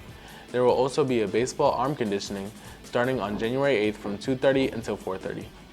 During this time, pitchers and catchers will focus on getting their arms in shape for the upcoming season. Baseball tryouts will begin on January 22nd and run until the 26th. All players must be cleared on Activate before they can participate. If you have any questions, please see Coach Stevens in room 313D. Open tennis workouts will resume tomorrow and take place every Tuesday and Thursday from 2:30 until 4 p.m. at the tennis courts. Everyone is welcome. If you have any questions, please see Coach Waring. Attention DHS football players, your annual football banquet will take place on Friday from 6 until 8 p.m. Please RSVP by using the QR code below or by contacting Ms. Ramos. Hi fellow Broncos, the ranch is under attack. I repeat, the ranch is under attack. Students, we need your help to cape up and join the boys basketball team this Thursday, December 7th, to help defend the ranch against the Hawks of Santa Fe Catholic. Your mighty Broncos will host the Hawks at a special 2:30 p.m. game, so it is right after school, and it is the Cape Up game. We are encouraging each and every student and staff member to dress up as their favorite superhero. Marvel or DC, who will you choose? Get your wristbands starting today in the Broncoteria during lunch. Tonight is the 3rd annual winter concert. Spencer and Eric talked to our music department to get their thoughts on tonight's concert. Hey Broncos, with the weather being a little bit more frightful outside, winter is into full swing. And with winter comes the winter musical. The school will be performing some new musicals this year, and we expect to see a vast improvement. The students are getting progressively better at their craft, and their performances on stage translate that. They will be performing some very cool music. Our orchestra, our choir, and our band program will be performing a variety of music, and we also have a combined piece that we play at the very end.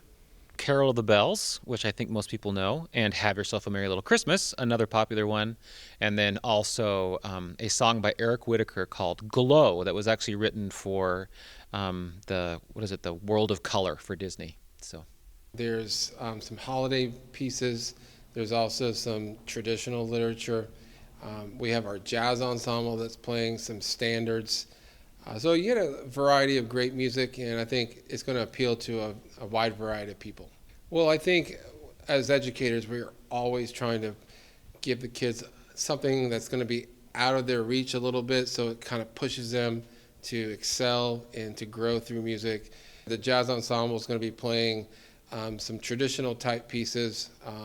There's some kind of funk piece, there's swing, there's also in our wind ensemble we have kind of some Christmas type music. Besides us on campus, the music teachers on campus also hold the performers in very high regard.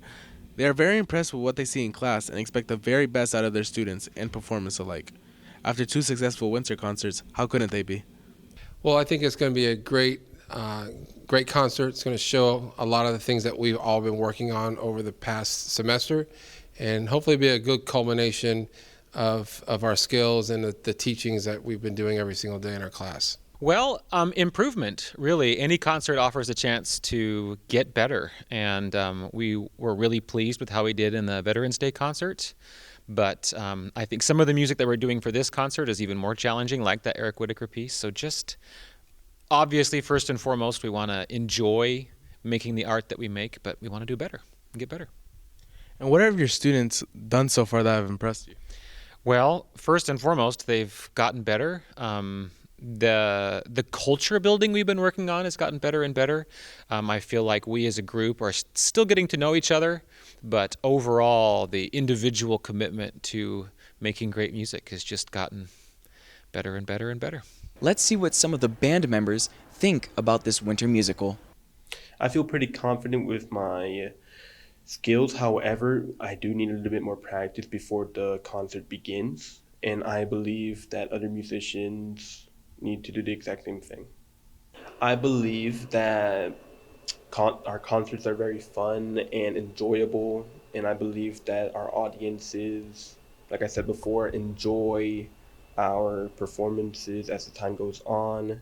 It's very colorful, enjoyable, and overall a very good experience to see. I feel pretty confident in where I am with the music. There are a couple places that I need to work on, but I think I'll be good for the concert. The band this year, I like what we have. We have a lot of cover on each of the parts, and we all just need to take it to the next level, but I think we'll have a good concert. If you can, take some time out of your day to attend the show, and you'll be in for a great performance. We wish the crew the best of luck. I'm Eric Tirado. And my name is Spencer Schofield, signing off. Today is Tuesday, December 12th, which is Gingerbread House Day and National Poinsettia Day. If today's your birthday, you share a birthday with Mayim Bialik, Sky Cats, and Regina Hall. If today's your birthday, happy birthday. Seniors, schedule your senior photos today. Katie will be back on campus for their final road shoot on Thursday. Register at katie.com/schedule to secure your time. Juniors and seniors, it's time to get your prom tickets. This year's prom will take place at the National Ballroom at the Omni Orlando on April 6th. Early bird tickets are on sale now for $95, but only until Friday. Yarn Club will meet after school today in room 249B. The next French Club meeting will be on Wednesday from 2 until 2:45 in Monsieur Maldonado's classroom. This month, students will learn about the tradition of sabot from the northeastern regions of France, and students will make their own to take home. Students will also get to try bûche de Noël, which is similar to a Yule log cake. Please see Monsieur Maldonado with any questions. Broncos, remember that the second quarter and first semester ends on Friday, which is also a half day which kicks off winter break. Today's ACT word of the day is emit, which means to give off, send forth, or discharge. Even the best cars emit carbon dioxide. Attention DHS freshmen who had a grade below 70% in the first quarter in your freshman academy classes. You will need to complete your grade recovery assignment or assignments. Each student will need to see their teacher for their packet and must sign the contract. Grade recovery must be turned in before Friday, December 15th. There are no exceptions to this date, and no late work will be accepted. Between now and winter break, Ladies Quest is putting on the 12 Days of Kindness. Each day, one staff member and student who tag Ladies Quest on Instagram and use the hashtag RAK will earn Ladies Quest goodie bag. Today is support one of our DHS clubs or teams by attending one of their games, events, or supporting a fundraiser. Tomorrow is give a small gift to a teacher, friend, or coworker. The cast list for SpongeBob the Musical has been announced. Congratulations to all of those selected.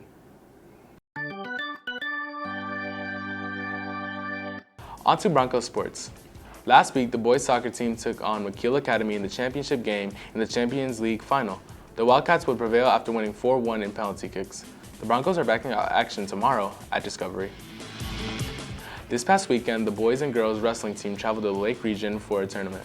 Kaylin Brooks, Aviana Peresca, and Justin Medina placed first, and Desiree and Tenor placed second in their weight classes.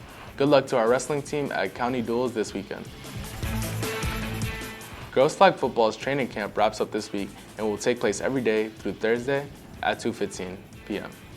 You must have your paperwork submitted and activate and pay your $25 camp fee to attend. If you have any questions, please see Sergeant Wright in room 163. Attention Broncos who want to play baseball in the spring. Baseball winter workouts are taking place every Tuesday, Wednesday, and Thursday from 2:30 until 4 p.m. There will also be baseball arm conditioning starting on January 8th from 2:30 until 4:30. During this time, pitchers and catchers will be focused on getting their arms in shape for the upcoming season. Baseball tryouts will begin on January 22nd and run until the 26th. All players must be cleared on Activate before they can participate. If you have any questions, please see Coach Stevens in room 313D. Open tennis workouts will take place every Tuesday and Thursday from 2:30 until 4 p.m. at the tennis courts. Everyone is welcome. If you have any questions, please see Coach Waring. Today's ACT word of the day is plausible, which believable or worthy of trust. Mr. Checkley didn't find it plausible that Spencer's dog had eaten his homework. Performances of SpongeBob the Musical will take place March 29th and 30th in our Performing Arts Center. Scan the QR code to get your tickets today. Attention students, during the third quarter, Davenport High School will be having a grade level attendance competition. The grade level with the highest daily average attendance during the third quarter will earn time out of class for an organized event, such as a movie day or a field day. Show up to school as much as possible to help your grade level win. Attention Broncos who earned either A, B honor roll or had straight A's for the second quarter and first semester. You will be receiving a special treat during lunch on January 26th.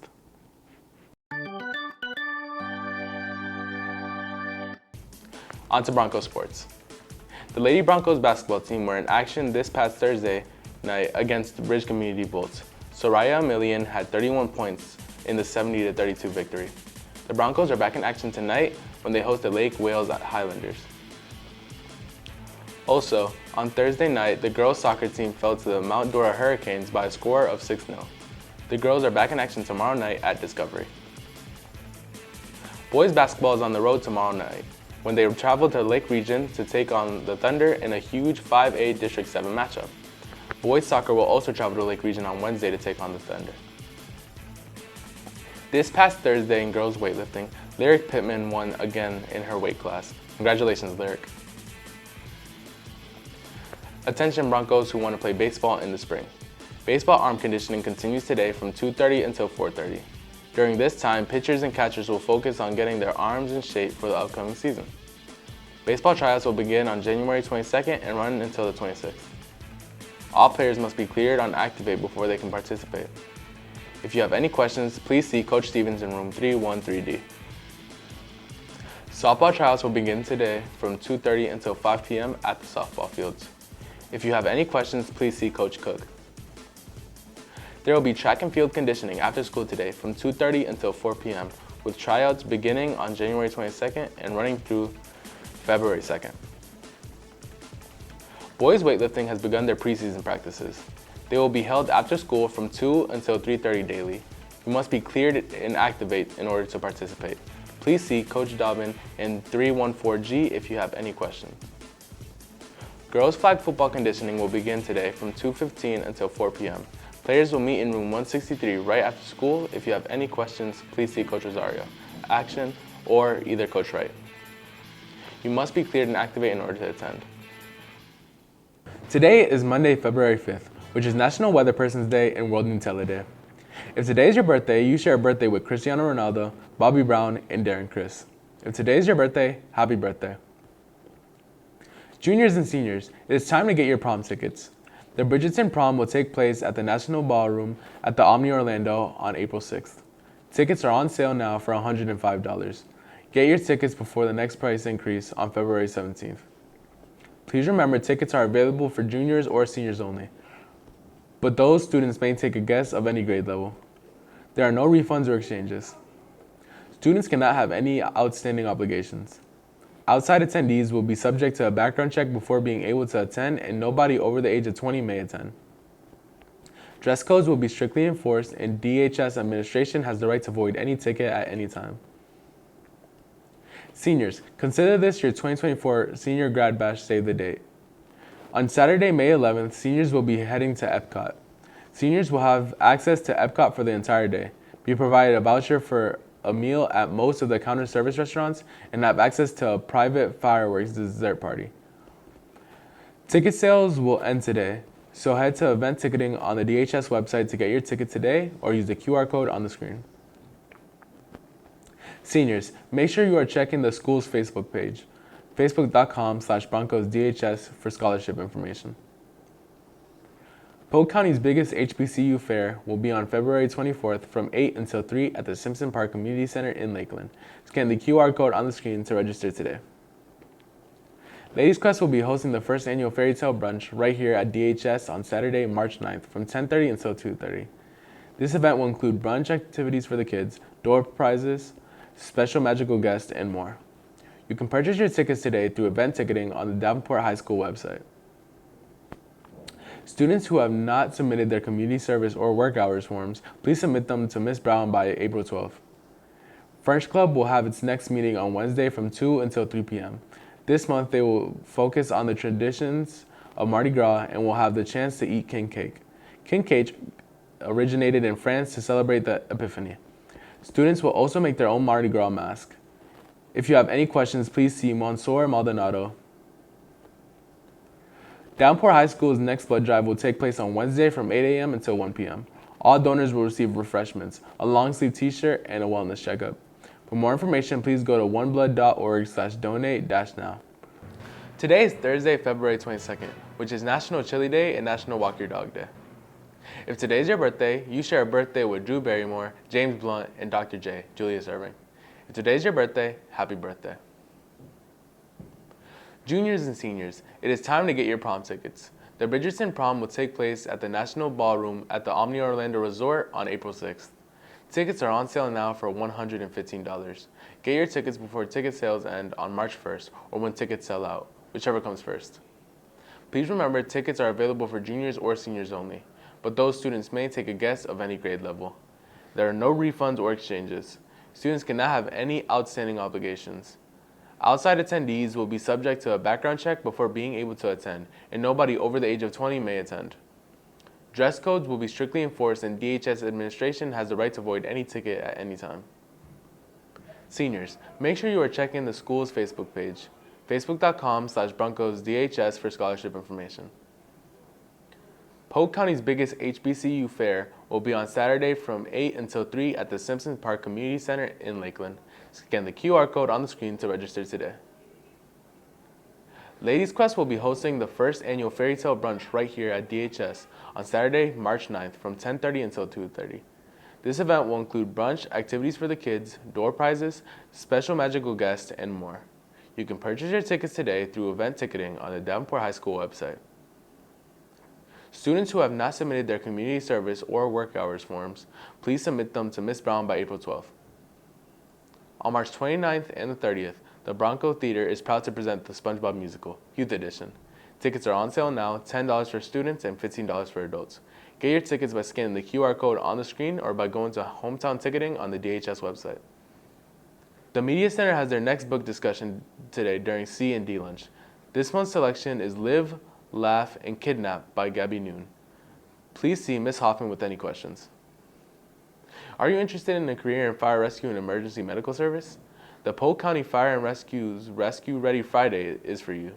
Tomorrow from 4 to 6 p.m., you can tour the fire station in Bartow, meet the crew, and discuss the next steps to join the Polk County Fire Rescue. If you have any questions, please call 863-519-7348. The next National Honor Society meeting will be on Wednesday, February 27th in the Broncoteria right after school. Please see Mr. DeSheen if you have any questions. Attention seniors who have yet to meet the ELA testing graduation requirement. Next week will be the FSA retakes on Tuesday, Wednesday, and Thursday. This is a 3-day test and you must be present for all 3 days. If you have any questions, please see Ms. Wagner. Yarn Club meets after school every Tuesday in room 249B. Today's ACT word of the day is cordial, meaning to be friendly or courteous. Because he was the one to break their engagement, Jean was nervous about seeing Julie again, but she was nothing but cordial. Attention students, during the third quarter, Davenport High School will be having a grade level attendance competition. The grade level with the highest daily average attendance during the third quarter will earn time out of class for an organized event such as a movie day or a field day. Keep showing up to school as much as possible to help your grade level win. Are you planning on going to college or a trade school? Then you will want to apply to FAFSA to get some federal student aid. Head to www.fafsa.gov and create your FSA ID today. Please remember to not let any students in through the outside doors, be it our courtyard doors or the doors in the stairwell at the front of the building. Students who wish to enter the school should arrive on time or enter through the office if arriving tardy. Broncos, please remember that students will not have access to the second or third floors of Building 1 until the bell rings at 6:55. Please either stay in the courtyard or enjoy breakfast in the Broncoteria.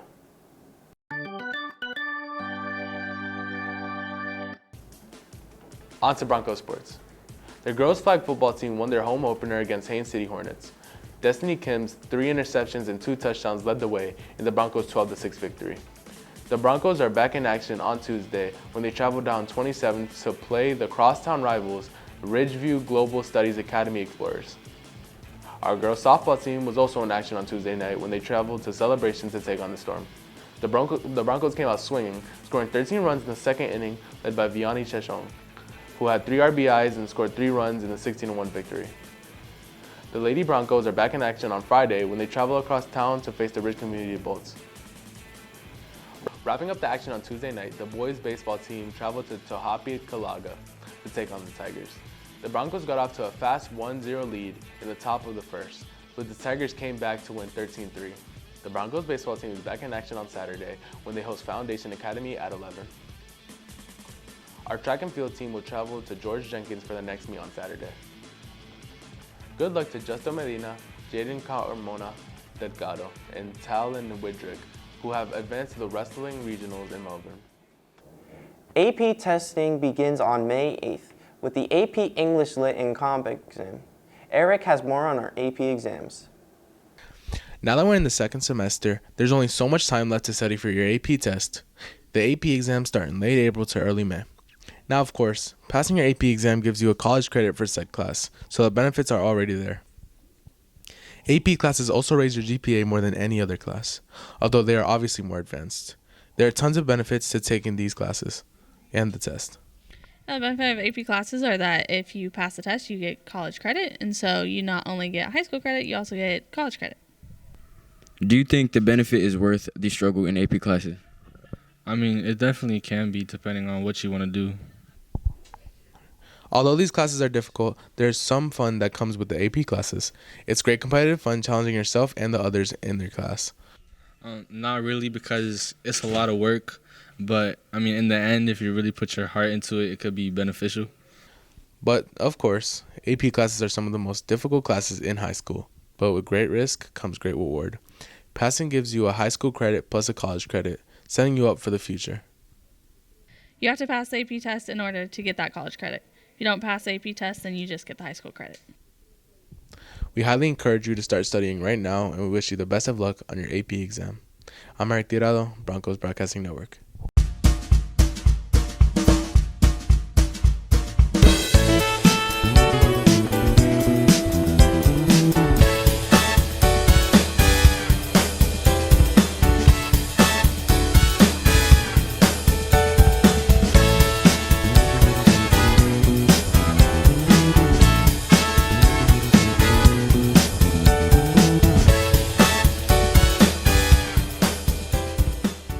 Welcome back to the Orca Studio Show. Before we started this show, most of what Orca was doing was making comments. Then when it was time to start writing shorts, we came up with the character Polycroak. And this week, he's back. Gosh darn it, my suit's all burned up. Did you make another 720 pot pie? I didn't do anything!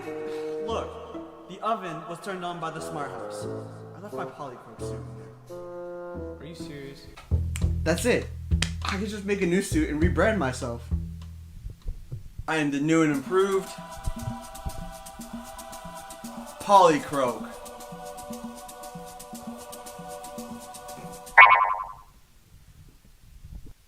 Well, I don't know. I guess I'm a poison dart frog.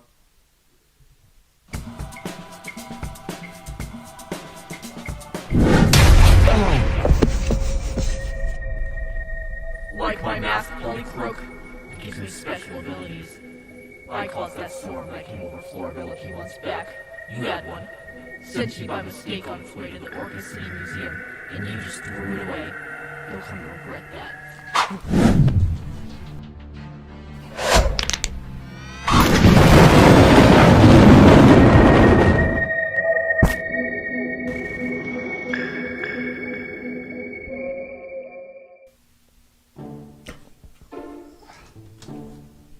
Thomas, you're finally awake. Abel? Yeah? What happened? You won. You beat that masked freak. I got hit, and I don't remember a single thing after that. Well, if you feel up to it, I got a mission for you. Abel, since when did you give me tasks like this? You may have forgotten things after that fight. You don't really have any special abilities, so you wouldn't be able to take a hit to the head very well. But I got a job for you. Okay, I'm in.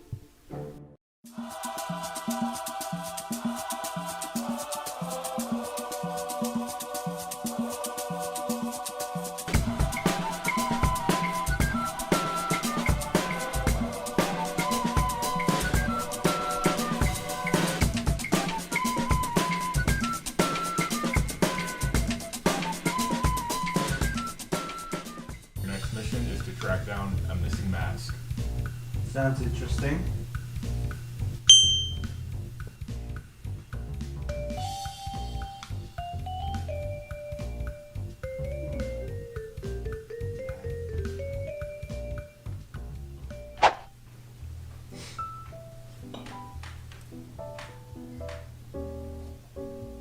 What can I get you? Let me get a root beer float. Shaken, not stirred. I'm not gonna shake it for you. I will stir it, and you can drink it or not. Okay.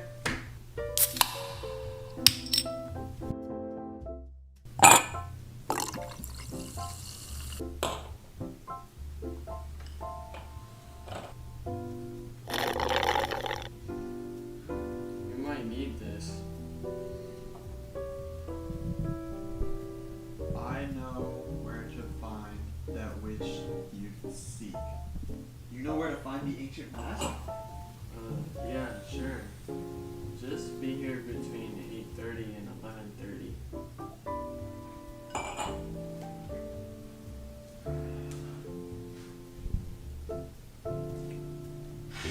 Wait.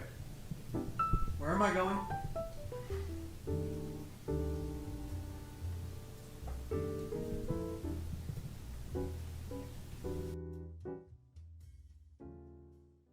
Alright, it should be somewhere over here.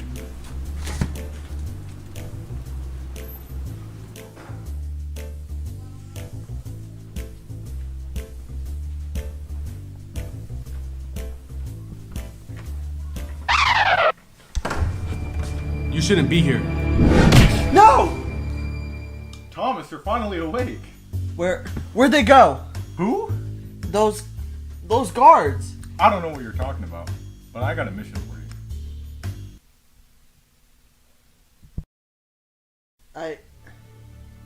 I came back? That's impossible. I'm trying again? Was one of the bodyguards my math teacher? You might need this. Yeah, I know. Just let me get to the mask. You could have told me it was protected. Thank you.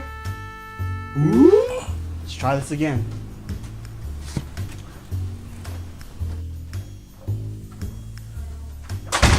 I better wait here until those guards pass. Are they not coming this time?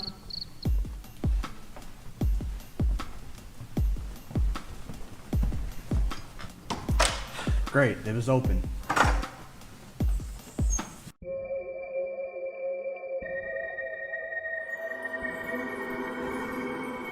Put it on, Polychrome. Do as I'm done, and take your place by my side.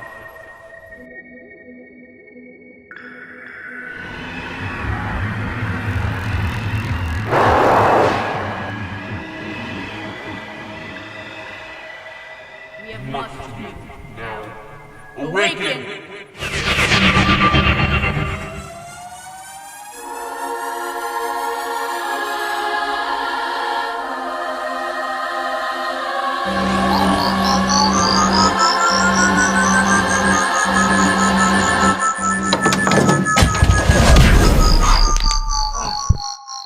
Get up. Now. What's going on? Who are you? Hang on. What do you remember last? The last thing I remember, I was fighting this freak in a mask, and I think the last thing he did was gas me or something. The doctor used your memories to create a dream world and trick you into stealing this mask, which unfortunately means you're no longer safe. These masks grant the wearer various abilities. Ever heard of the Color Squad? Yeah, I saw a documentary about them once. These masks are made with the same materials that gave them their powers, but they're very dangerous, and in the wrong hands, well, it could cause some serious issues. You've already put it on. You'll be tempted to wear it, but you can't. It could take away parts of yourself. You could lose your sanity, your self-control. You could become a threat. But who are you? And how do you know all this? And where am I? You're in the basement offices at the Orca City Cultural History Museum, and I'm the Ivory Ninja. Care to explain who you are? Oh, I go by Polycroak. I assume you weren't born with the name Ivory Ninja, so same situation. I do what I can to help the people around me. Pro tip. Before you cause any harm to the people close to you, hide your face. Your identity is a powerful tool your enemies can use to tear your life apart. You must never be discovered. I'm sorry, but I've got to go. Good luck, Polycroak. Wait! Do you really expect me to walk all the way back to Floorville?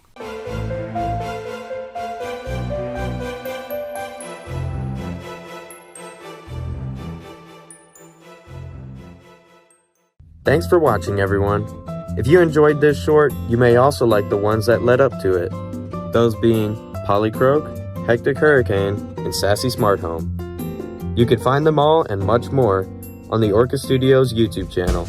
And we'll see you next time on the Orca Studios Show.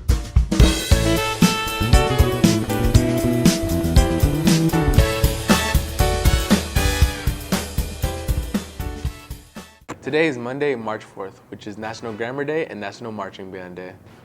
If today is your birthday, you share a birthday with Draymond Green, Catherine O'Hara, and Haven Madison. If today is your birthday, happy birthday. Juniors and seniors, it is time to get your prom tickets. The Bridgerton prom will take place at the National Ballroom at the Omni Orlando Resort on April 6th. Tickets are on sale now for $115. Ticket sales will end on March 30th, so get your tickets now. Please remember, tickets are available for juniors or seniors only, but those students may take a guest of any grade level. But each and every person attending prom will need their own ticket. There are no refunds or exchanges. Students cannot have any outstanding obligations. Outside attendees will be subject to a background check before being able to attend, and nobody over the age of 20 may attend. Dress codes will be strictly enforced, and DHS administration has the right to void any ticket at any time. Seniors, make sure you are checking the school's Facebook page, facebook.com/BroncosDHS for scholarship information. Ladies Quest will be hosting the first annual Fairy Tale Brunch right here at DHS this Saturday from 10:30 until 2:30. This event will include brunch, activities for the kids, door prizes, special magical guests, and more. You can purchase your tickets today through event ticketing on the Davenport High School website. Students who have not submitted their community service or work hours forms, please submit them to Ms. Brown by April 12th. Seniors, your deadline to purchase your KD senior cap and gown portraits and products is coming up on April 4th. Are you interested in attending Polk State's nursing program? Then you will want to attend their information session tomorrow from 5 to 6 p.m. at their Lakeland campus. There will be a virtual HBCU college fair tomorrow from 5:30 until 7:30. Visit collierschools.com/HBCU college fair. Attention seniors, the non-college reportable ACT exam for seniors will be on March 26th and 27th. This is for those seniors who are still looking to complete their graduation testing requirements. If you have any questions, please see Ms. Wagner. Are you looking for volunteer hours? Then Polk County Parks and Recreation has an opportunity for you. They are looking for students to assist with their more than 25 events each year. If you're 14 or older, want to give back to the community and make new friends, then scan this QR code to learn how to volunteer. On March 29th and 30th, the Bronco Theater is proud to present the SpongeBob Musical, Youth Edition. Tickets are on sale now, $10 for students and $15 for adults. Get your tickets by scanning the QR code on the screen or by going to Hometown Ticketing on the DHS website. All juniors will be taking the SAT as a part of their school day on April 16th. Eric has more information. In the ever-evolving landscape of education, one acronym stands out as a crucial checkpoint for aspiring college students, the SAT. But what exactly is the SAT, and why does it hold such a significant place in the college admissions process? The SAT is one of our college entrance exams. Students use it to take it to try and get a good score, and then they can report to their college that they're applying to for the senior year. The SAT is a test that colleges and universities use for acceptance. Now, aside from the definition of the SAT, let's talk about the benefits it brings to the table. Beyond being a measure of academic aptitude, the SAT serves as a gateway to higher education opportunities. It's a great idea. It's a great opportunity we have because the SAT is actually going to be offered free here, and it's a college reportable SAT, so they can go to student colleges. Students can report it on their college applications, their scores, and we usually suggest students take it once the spring of their junior year and once the fall of their senior year to try and see if they have better scores. So you have an opportunity to take it for free on campus here this April, so that's a really neat opportunity students have. Colleges and universities use the SAT for college acceptance, and so does the Bright Future Scholarship. So to take the test, you do have to sign up for them on one of their Saturday testing days, which there is a registration fee, usually about $70-ish. But on April 16th here at Davenport High School, all juniors will be able to take the SAT free of charge. With the importance of the SAT established, the next natural step is understanding how to prepare for the standardized challenge. Effective preparation is the key to success, and there's a lot of factors that can help you hone your skills and tackle the SAT with confidence. There's a great website called Khan Academy that's run by the College Board who gives the SAT. If you want to go on there, they have lots of sample problems. There's lots of different activities you can do to get ready for the SAT. And just Khan Academy, it's a great website that's run by the people who give the SAT. It's very helpful. For SAT, your English teachers would be your best resource to ask that question to. And I know I've seen SAT vocabulary cards around campus, so definitely check those out. We wish everyone who takes the SAT the best of luck. I'm Eric Tirado, Broncos Broadcasting Network. The Final Four is set for both men and the women. On the men's side, UConn will face Alabama and North Carolina State will face Purdue. On the women's side, South Carolina will face North Carolina State and Iowa will take on UConn. Eric spoke to some of our staff and students about their picks and see how busted their bracket is. Every March comes one of the best sporting events in the world, March Madness. March Madness is a 68-school tournament to determine who is the best college basketball team in the nation, in a one-and-done format that promises some of the craziest moments you will ever see in sports. Its attractiveness comes from the fact that anything can happen, no matter how big or small the school is. Any 16 seed could win against any 1 seed. Any 14 seed can hit a game-winning buzzer beater to advance to the next round. Any team can have a Cinderella run.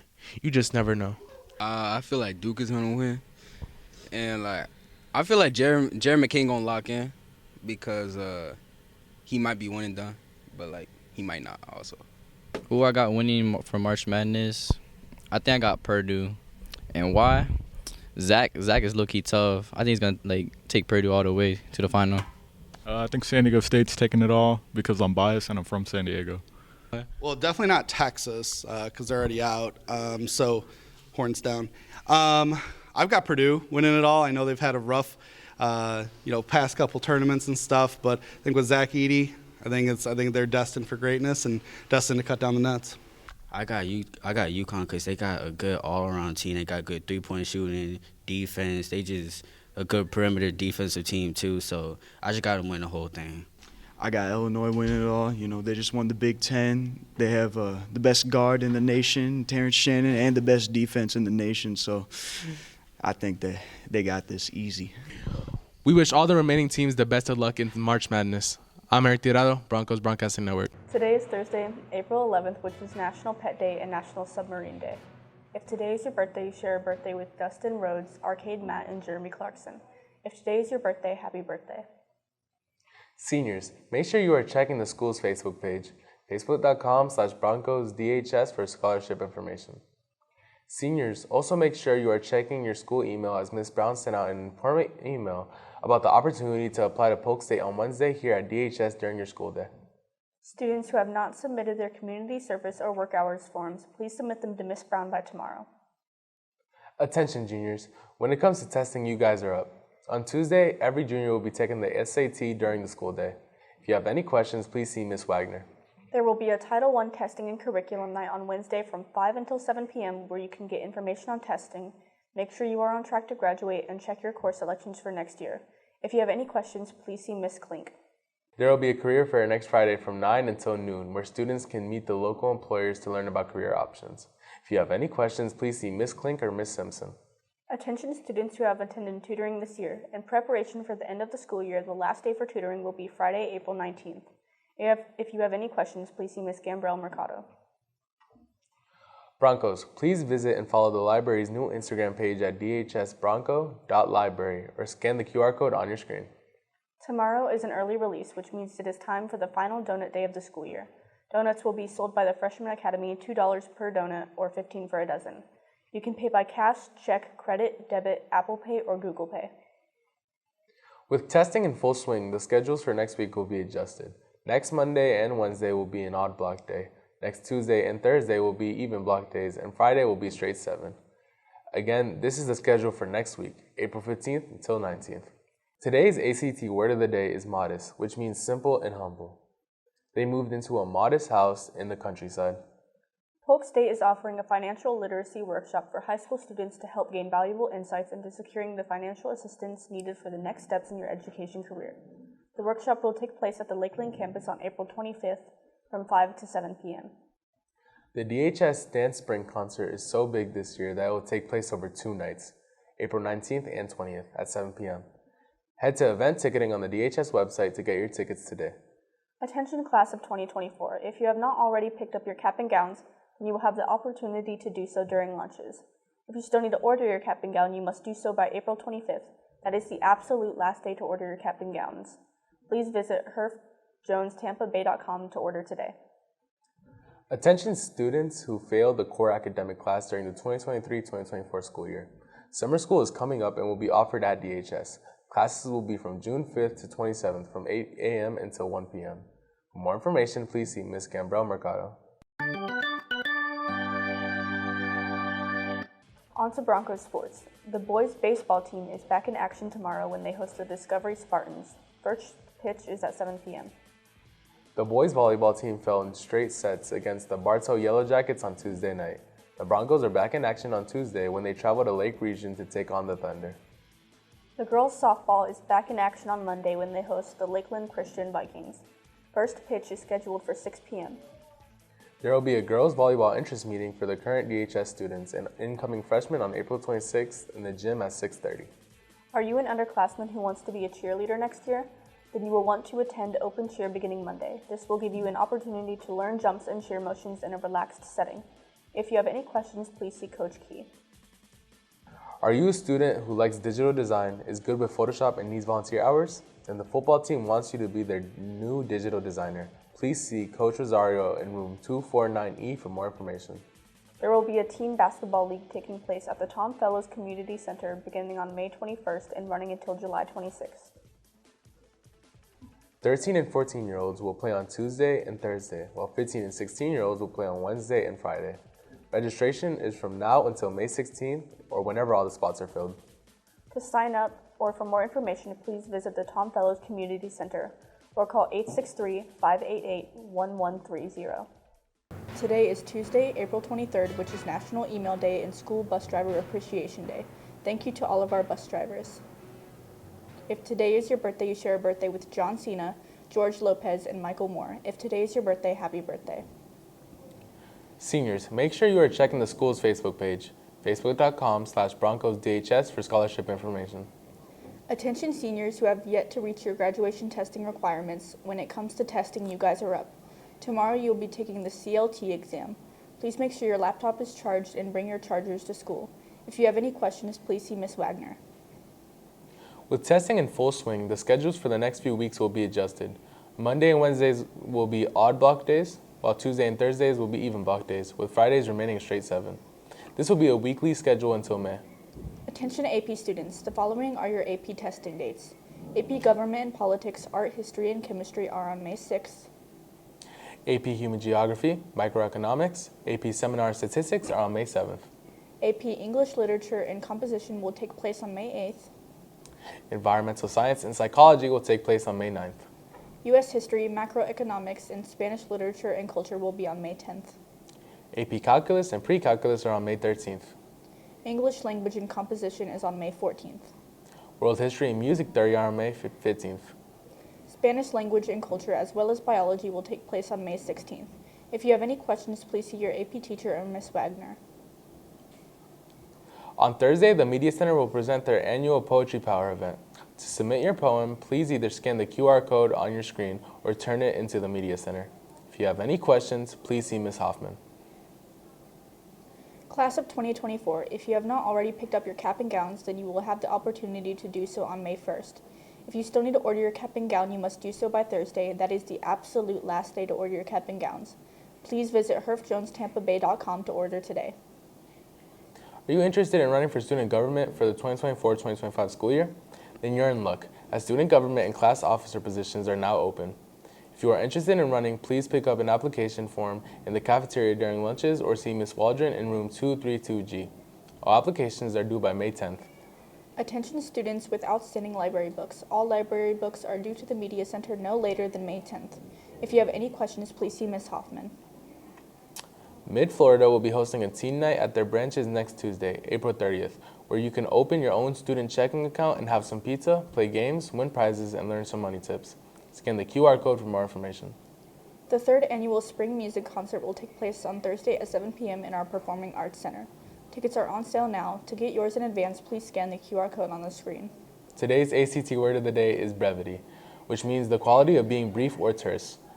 The brevity of their time together made it all the more romantic. Polk State is offering a financial literacy workshop for high school students to help gain valuable insights into securing the financial assistance needed for the next steps in your education career.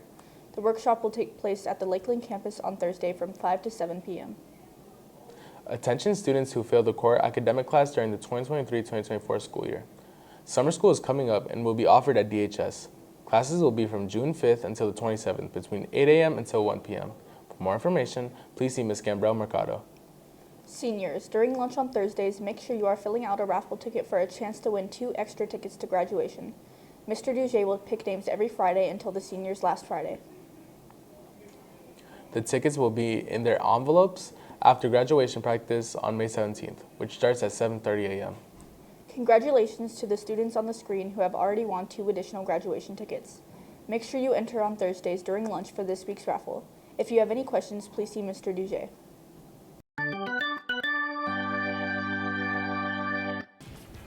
On to Broncos sports. DHS history was made over the weekend. On Saturday, the RP Funding Center in Lakeland hosted the FHSAA State Boys Weightlifting Championships. Jordan Russell finished in the top 6. Cyprian Luna finished 9th, and Ethan Jansen made history, becoming the first state champion in DHS history. He snatched 260 pounds and lifted 310 pounds on the clean and jerk.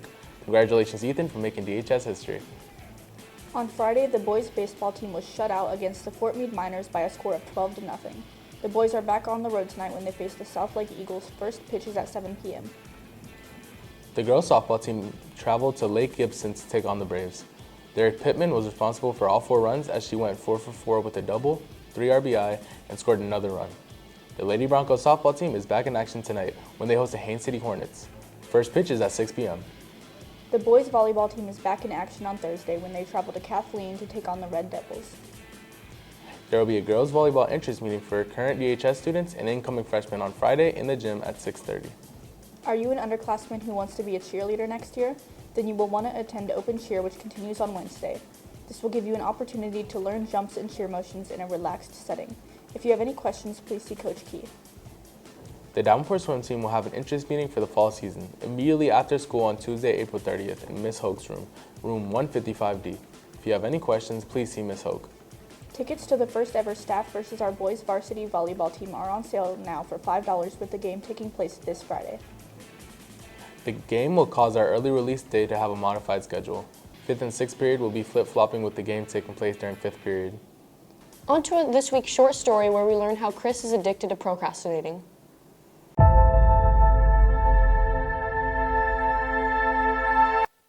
Hello, my name is Chris, and apparently everyone around me thinks I'm addicted to procrastinating, which doesn't even make sense.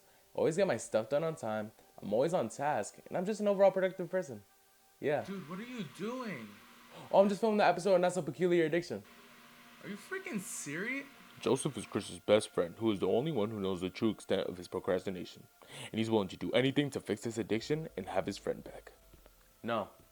No one is saying that Chris is addicted to anything. He just says him being lazy is an addiction as an excuse to get an episode on the stupid show. Because he's too lazy to get a real job and applying for an application, and instead wants to generate money with the minimum effort. But, if this helps him stop procrastinating so much and stick to what he should be doing, I'll go along with it. Chris does his very best to avoid what he's supposed to be doing for 16 hours every day. That's more than 480 hours every month.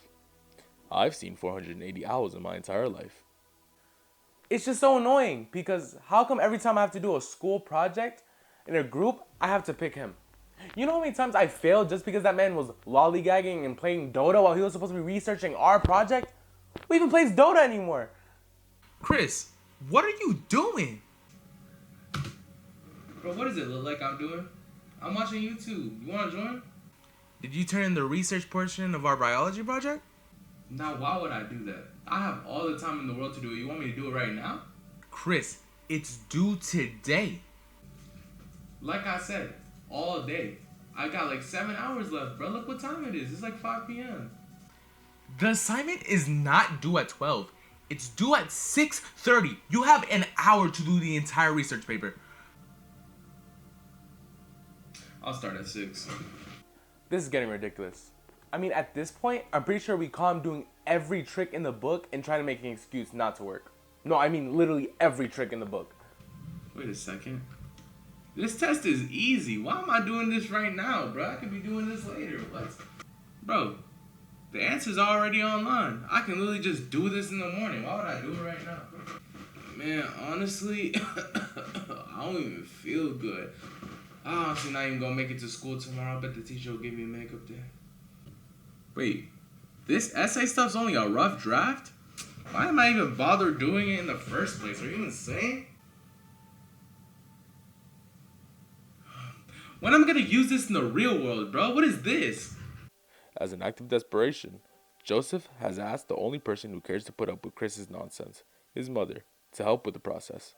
Yes, Chris's procrastination issues have gotten out of control. When he was a little kid, he had the same issue. All of his teachers always said, hey, your son Chris is smart. He's just incredibly lazy. At this point, I don't even believe him. I'm pretty sure Chris is an idiot as well. He neglects what he's doing so much, he doesn't even bother remembering where his own house is. I sent him out to grab some snacks from the closest gas station, and he got lost on the way back for 5 hours. It's a 4-minute walk.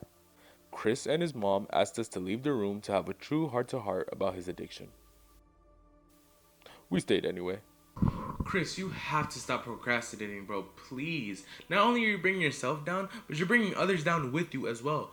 You're about to fail school, and then you're going to have to drop out, and then you're going to be homeless, but that's a whole nother thing. Look, baby, that's besides the point. The point is, you've gotten out of control, and we care about you too much to let you do this, so we're here to fix it. You guys really care about me that much?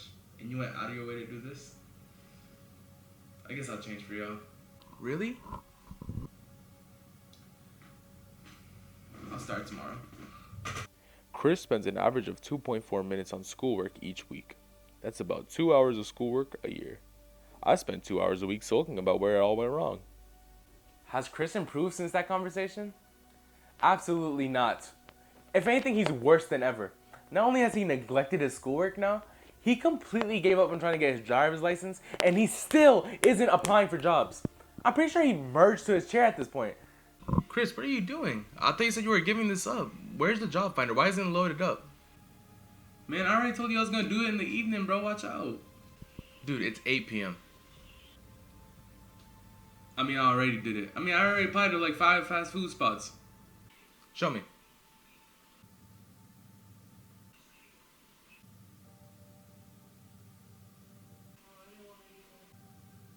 You need to stop worrying so much, man. Dude, get up. We're going to the DMV. For what, bro? I'm so comfortable. You have to get your driver's license. I'm tired of you just sitting on your lazy behind all day, doing absolutely nothing, contributing nothing to society. So I need you to get up, and we're gonna go. Okay, fine. Thank you. Just let me check on the news real quick, actually. What? Dude, you never check the news. What are you talking about? Yo, you gotta be kidding me. Actually, you don't think tomorrow's a better time to do it, bro? Joseph started running out of ideas, so as a final resort, he decided to start paying Chris for doing everything he's supposed to be doing, including his schoolwork and finding a job. My mom also says I don't have a real job, and that's why I stopped talking to her. Look, man, I'm doing you a favor. I'm going into my college fund to pay you for something that you're already supposed to be doing. So I'm begging, please, just do what you're supposed to do. Wait, really? I'm begging you. I'm literally willing to do whatever. I appreciate you, man. That's something that not a lot of people are willing to do. I'll lock in on my work for you, man. I promise, man. I promise. I love you. Love you too, man. I'm not doing that. What do you think I am? I'm really glad Chris overcame his addiction. Now he can actually do something productive and good for society, like me. I call old people my Alexa device and rock their world once they realize what I'm calling them on. Also, this episode of Not So Peculiar Addiction should have came out 3 weeks ago, but... Dude! If you know a loved one who's also addicted to procrastinating, send them this video. Or just tell them to stop being so lazy. Last Monday was the 32nd annual Polk County ITV Video Awards. Today we will present one of the overall finalists in the sports broadcasting category. This is Rodeo.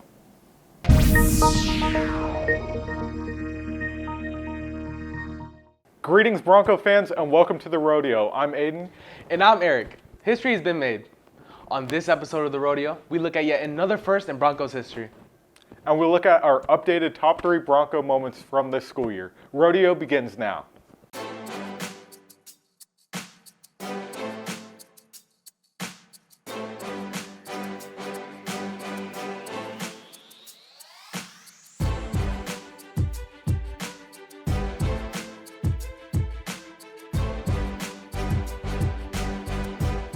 It took 3 years, but Broncos, we have our first 1,000-point scorer in Davenport history.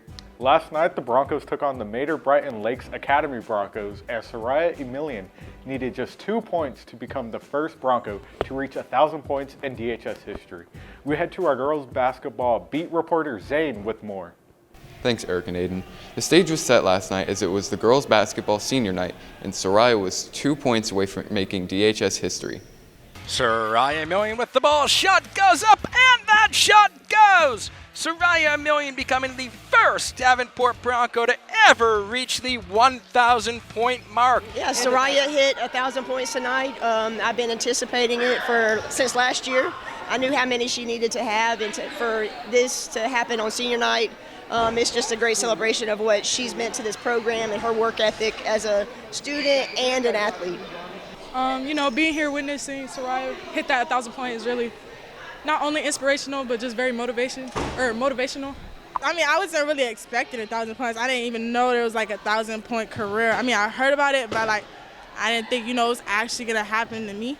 I really enjoyed this journey with the team. I mean, it's my last year, but I'm just gonna rock it out with them, and I enjoy every moment with it. Back to Eric and Aiden in the studio. Let's take a look at our updated 2023 through 2024 school year top 3. At number 3, we travel back to the final football game of the season when the Broncos took on the Ridge Community Bolts. 5 seconds into the game, Keshawn Brown coming off the reverse and running 61 yards for the Broncos touchdown. At number 2, we go to last night's girls soccer game against the Ridge Community Bolts. Second half, and the Broncos are down 1-0. And off of throw-in and a couple passes, Gabby Perez with the outstanding sliding kick to tie the game up at 1. And finally, at number 1, you guessed it, Soraya Emilian's 1,000th career point. Not only is she the first Bronco to score 1,000 points, but Soraya did it in just 3 seasons. Now, it's been fun seeing history continue to happen during the 3 years that DHS has existed. Cannot wait to see what happens next. Until the next episode of Rodeo, I'm Aiden. And I'm Eric. As always, Broncos, stand back and get ready for the Stampede. Today is Monday, May 20th, which is International Red Sneakers Day and National Band Directors Day. Thank you to Mr. Layton for being our band director. If today is your birthday, you share a birthday with Cher, Busta Rhymes, and Rochelle Platten. If today is your birthday, happy birthday. Just a reminder, we will be following a straight 7 schedule for the rest of the school year. The Freshman Class Awards ceremony will take place on Thursday, May 23rd at 8 a.m. This event will be by invitation only and will be held in the Performing Arts Center. Invitations will be going home in the next few days. Attention students who failed a core academic class during the 2023-2024 school year. Summer school is coming up and will be offered at DHS. Classes will be from June 5th until the 27th between 8 a.m. until 1 p.m. For more information, please see Ms. Gambrel Mercado. This past weekend, the second graduating class ever from Davenport High School walked across the stage at the RP Funding Center. Congratulations to our valedictorian and salutatorian, who were separated by only .039 points. Congratulations to Highland Vargas, the class of 2024 salutatorian, and Tyra Scott, is the class of 2024 valedictorian. Congratulations to Helen and Tyra. Today's ACT word of the day is peculiar, meaning strange and bizarre. Upon entering the abandoned house, Wyatt experienced a peculiar feeling as if someone was watching him. Laptop collection days are coming up next week. Today, juniors are turning in their laptops during their ELA classes. Sophomores who have ELA periods 1, 3, and 7 will turn in their laptops tomorrow, while sophomores with ELA periods 4, 5, and 6 will turn it in on Wednesday. Freshmen who have ELA during 1st, 5th, and 7th will be turning in their laptops on Thursday, while freshmen with ELA during 2nd, 4th, and 6th will turn in their devices on Friday. There will be a makeup collection day on May 28th with an absolute last day to turn in equipment on May 29th. After this date, fees will be added to obligations. On to Broncos sports. Attention athletes, Davenport High School will offer free sports physicals on Friday, May 31st at 9 a.m. Register today by scanning the QR code on the screen. There will be girls volleyball conditioning on Tuesdays and Thursdays from 4:30 until 5:30. Cheerleading tryouts will occur from June 3rd until June 6th. If you have any questions, please contact Coach Key. Girls flag football will have an interest meeting on Wednesday in room 163 starting at 2:15. Coach Wright will be giving out valuable information. Please see him if you are unable to attend. Today is Monday, August 19th. If today is your birthday, you were born on National Potato Day. You share a birthday with former President Bill Clinton, and on this date in history, back in 1964, the Beatles kicked off their first United States tour when they performed at the Cow Palace in San Francisco, California. If today is your birthday, happy birthday. Attention seniors, schedule your senior portraits today. Katie will be hosting 3 road shoots on campus, and the only way for your photo to appear in the yearbook is to attend one of these road shoots or to visit Katie's studio. Register today at katie.com/book. The waiting is over. The Media Center will officially open on tomorrow. Those looking to join the reading club, please see Ms. Hoffman for your permission slip, as the club begins and will meet during lunches starting on August 29th. Students, welcome to week 2, and with week 2, we all should be following the dress code. Do wear pants without holes, and your shirt should cover your shoulders, back, and stomach. Do not wear tank tops, halter tops, short shorts, pants with holes in them, and your stomach, shoulders, or back should not be exposed. Failure to follow dress code will result in discipline. If you have any questions, please see any administrator. Bonjour, Broncos. Are you ready for another year of French Club? If so, please scan the QR code on your screen or see Miss Yer Maldonado in room 221 with any questions. There will be a Ladies Quest interest meeting on Thursday at 2 p.m. in Miss Hodges' room, room 156A. Join them as they celebrate unity, sisterhood, and community. If you have any questions, please see Ms. Todd in room 156A. Do you want the opportunity to visit England, France, Belgium, and the Netherlands in the spring of 2026? Then we have an opportunity for you. Scan the QR code for more information or see Ms. Ramos Santos, Ms. Muniz, or Ms. Beltran. Today's ACT word of the day is protrude, meaning project. The hiker was so thin I could see his bones protruding under his skin. Are you interested in joining National Honor Society? Do you meet the requirements of being a sophomore, junior, or senior, have a weighted GPA above a 3.5 GPA, have an academically rigorous schedule, and are a positive part of the DHS community? Then come to the interest meeting on Thursday at 2:05 in the Broncos area. See Mr. Desheen with any questions. Returning members of National Honor Society will meet on Wednesday after school in the Broncos area. See Mr. Desheen with any questions. Broncos, are you ready to give back to the community? Do you need service hours for bright futures or scholarships? Are you wanting to stand out when applying to colleges and jobs? If so, join Davenport's first Key Club. Scan the QR code on the screen and complete the quick 3-question survey.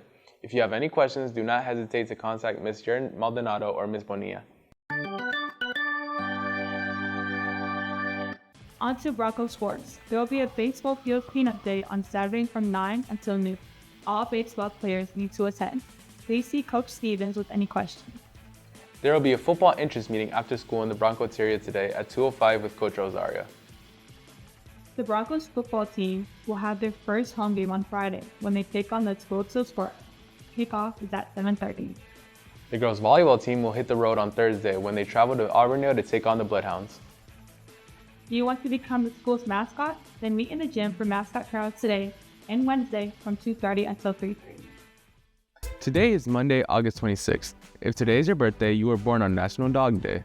You share a birthday with Melissa McCarthy, and on this day in history back in 1920, the 19th Amendment to the United States Constitution took effect. This amendment gave women the right to vote. If today is your birthday, happy birthday. Attention seniors, schedule your senior portraits today. Katie will be hosting 3 road shoots on campus, and the only way for your photos to appear in the yearbook is to attend one of these road shoots or to visit Katie's studio. Register today at katie.com/book. Speaking of photos, tomorrow is picture day. You can save $10 if you pre-order your photos in advance by going to katie.com/picture day. If you're looking to join the reading club, please see Ms. Hoffman for your permission slip as the club begins during lunch starting on August 29th. Bonjour, Broncos. Are you ready for another year of French Club? If so, please scan the QR code on your screen. Their first meeting is Thursday, August 29th from 2 until 3. If you have any questions, see Monsieur Maldonado in room 221 with any questions. Are you interested in a career in health or the medical field? Then you might want to join HOSA. They will meet every Tuesday from 2 until 3:30 in Ms. Sullivan's room 176A. Scan the QR code for more information or see Ms. Sullivan. There will be a college and career fair at the Jenkins Fieldhouse on the campus of Florida Southern College tomorrow from 6 until 8 p.m. This will be an excellent opportunity to speak with admission representatives from many local colleges and universities. Scan the QR code for more information. Today's ACT word of the day is copious, meaning abundant. Brian always takes copious notes during history classes. Broncos, are you ready to give back to the community? Do you need service hours for bright futures or scholarships? Are you wanting to stand out when applying to colleges and jobs? If so, join Davenport's first Key Club. Scan the QR code on the screen and complete the quick 3-question survey. Their first meeting is on Tuesday from 2 to 3 p.m. in room 221. If you have any questions, do not hesitate to contact Monsieur Maldonado or Ms. Bonilla. Congratulations to the cast of Puffs, which was announced on Friday. Their first rehearsal is after school today from 2 until 5 p.m. in Mr. HC's room. Please initial next to your name on the cast list in the theater hallway to accept your vote. Congratulations to those cast.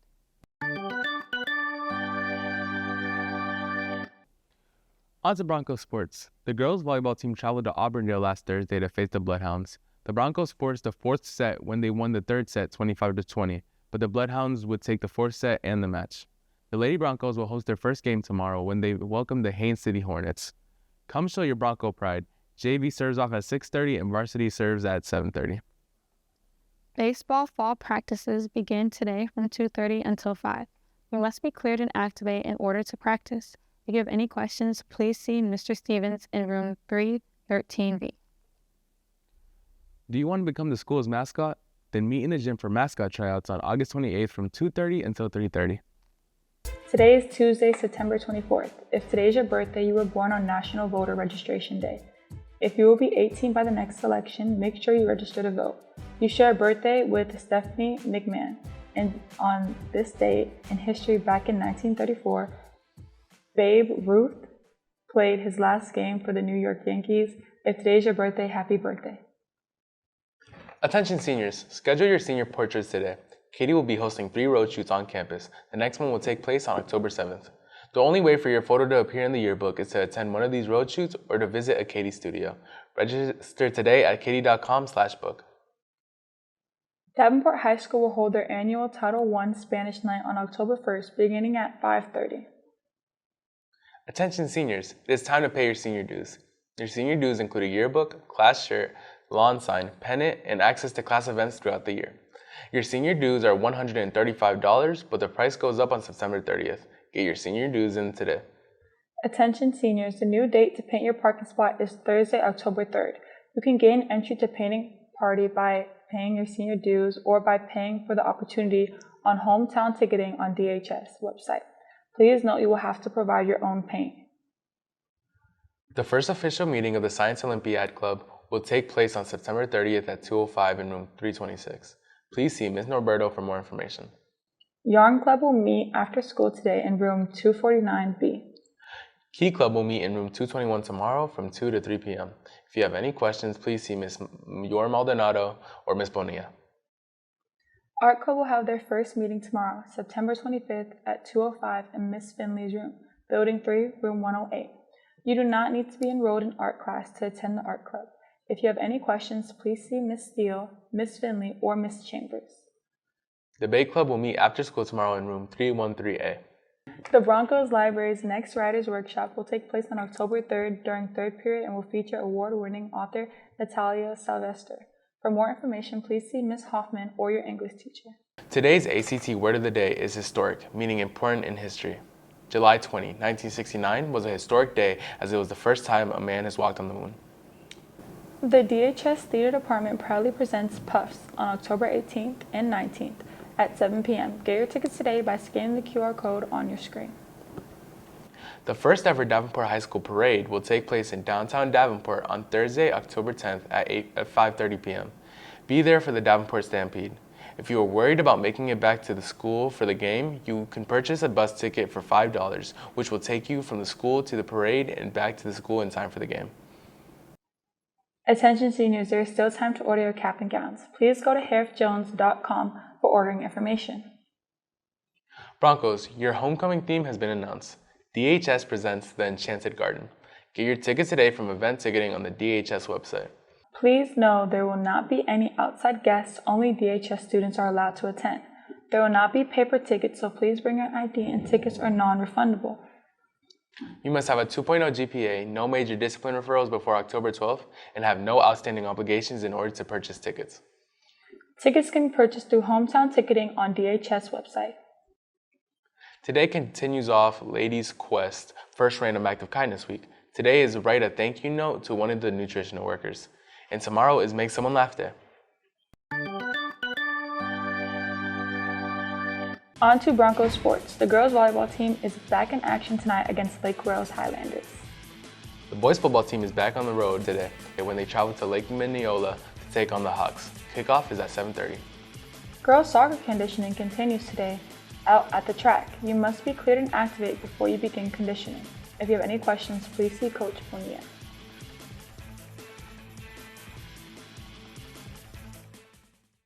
Please remember to participate in this BBN trivia.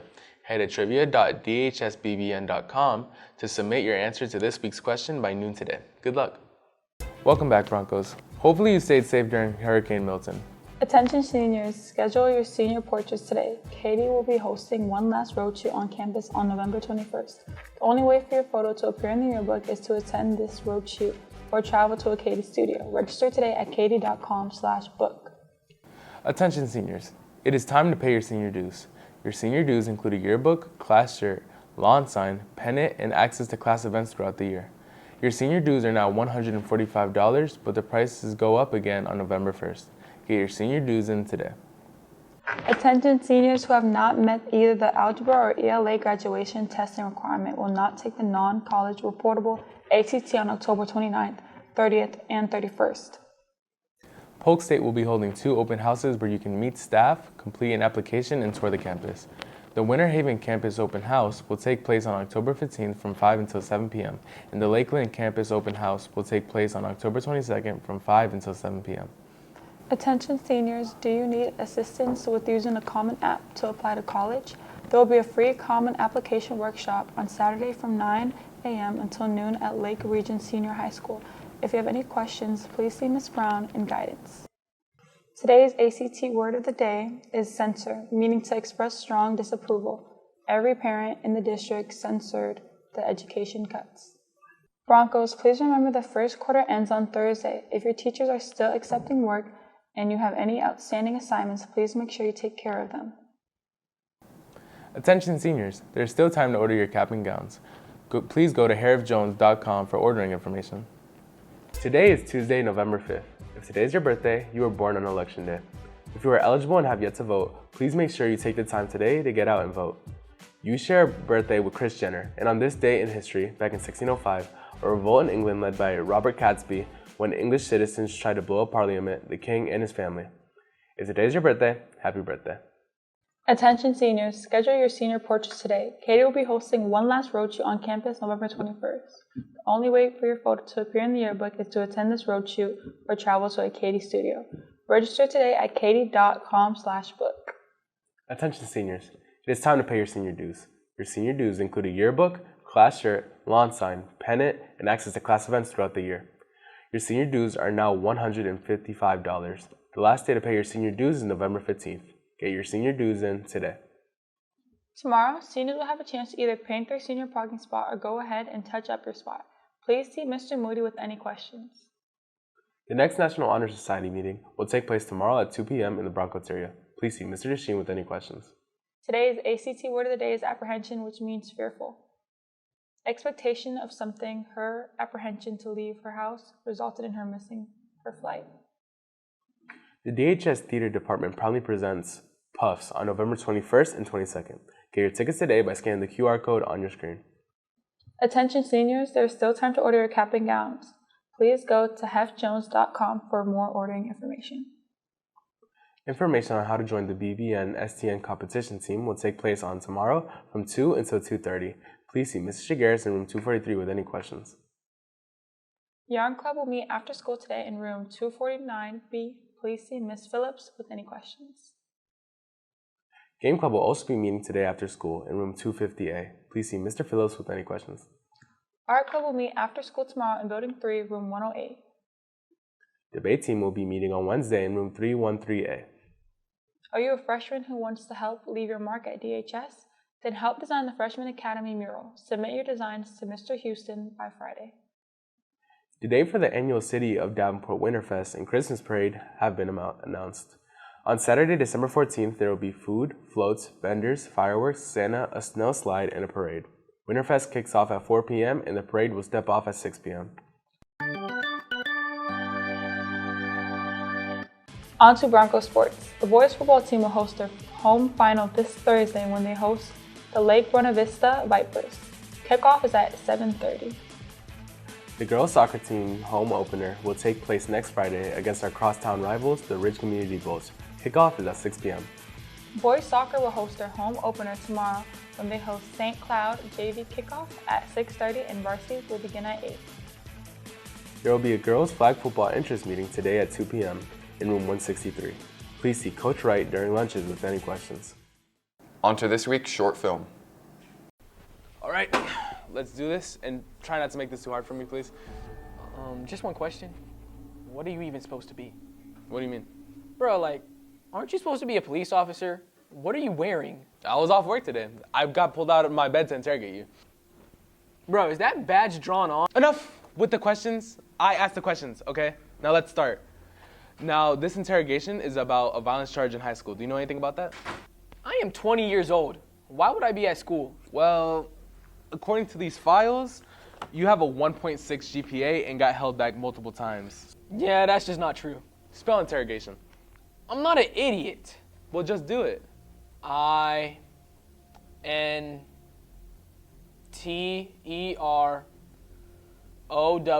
Let's just cut that off right there. But I wasn't. So where were you at 11:30 on October 20th?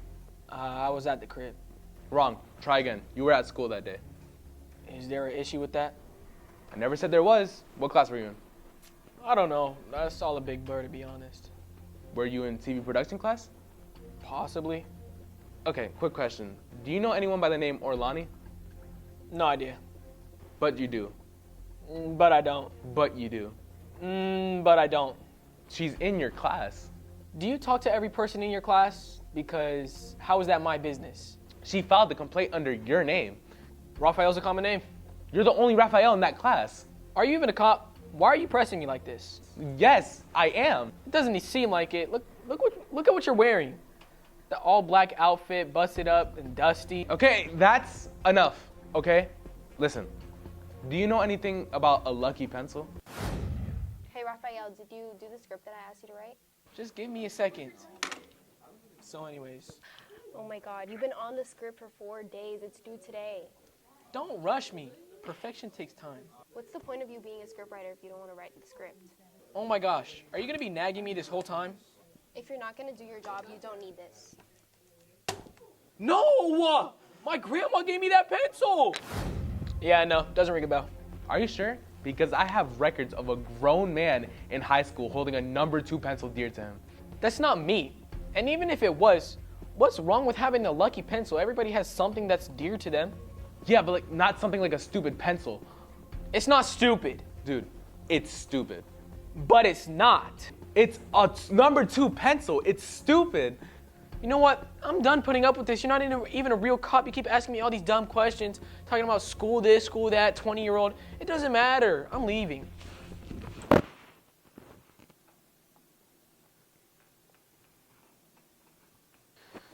Go ahead and turn around for me. You have the right to remain silent. Dang it! On to this week's program spotlight, where Eric looks at the girls' soccer season.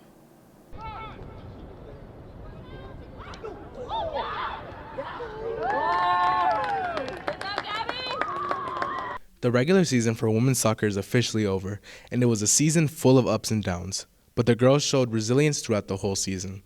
The season was clearly filled with more success than defeat.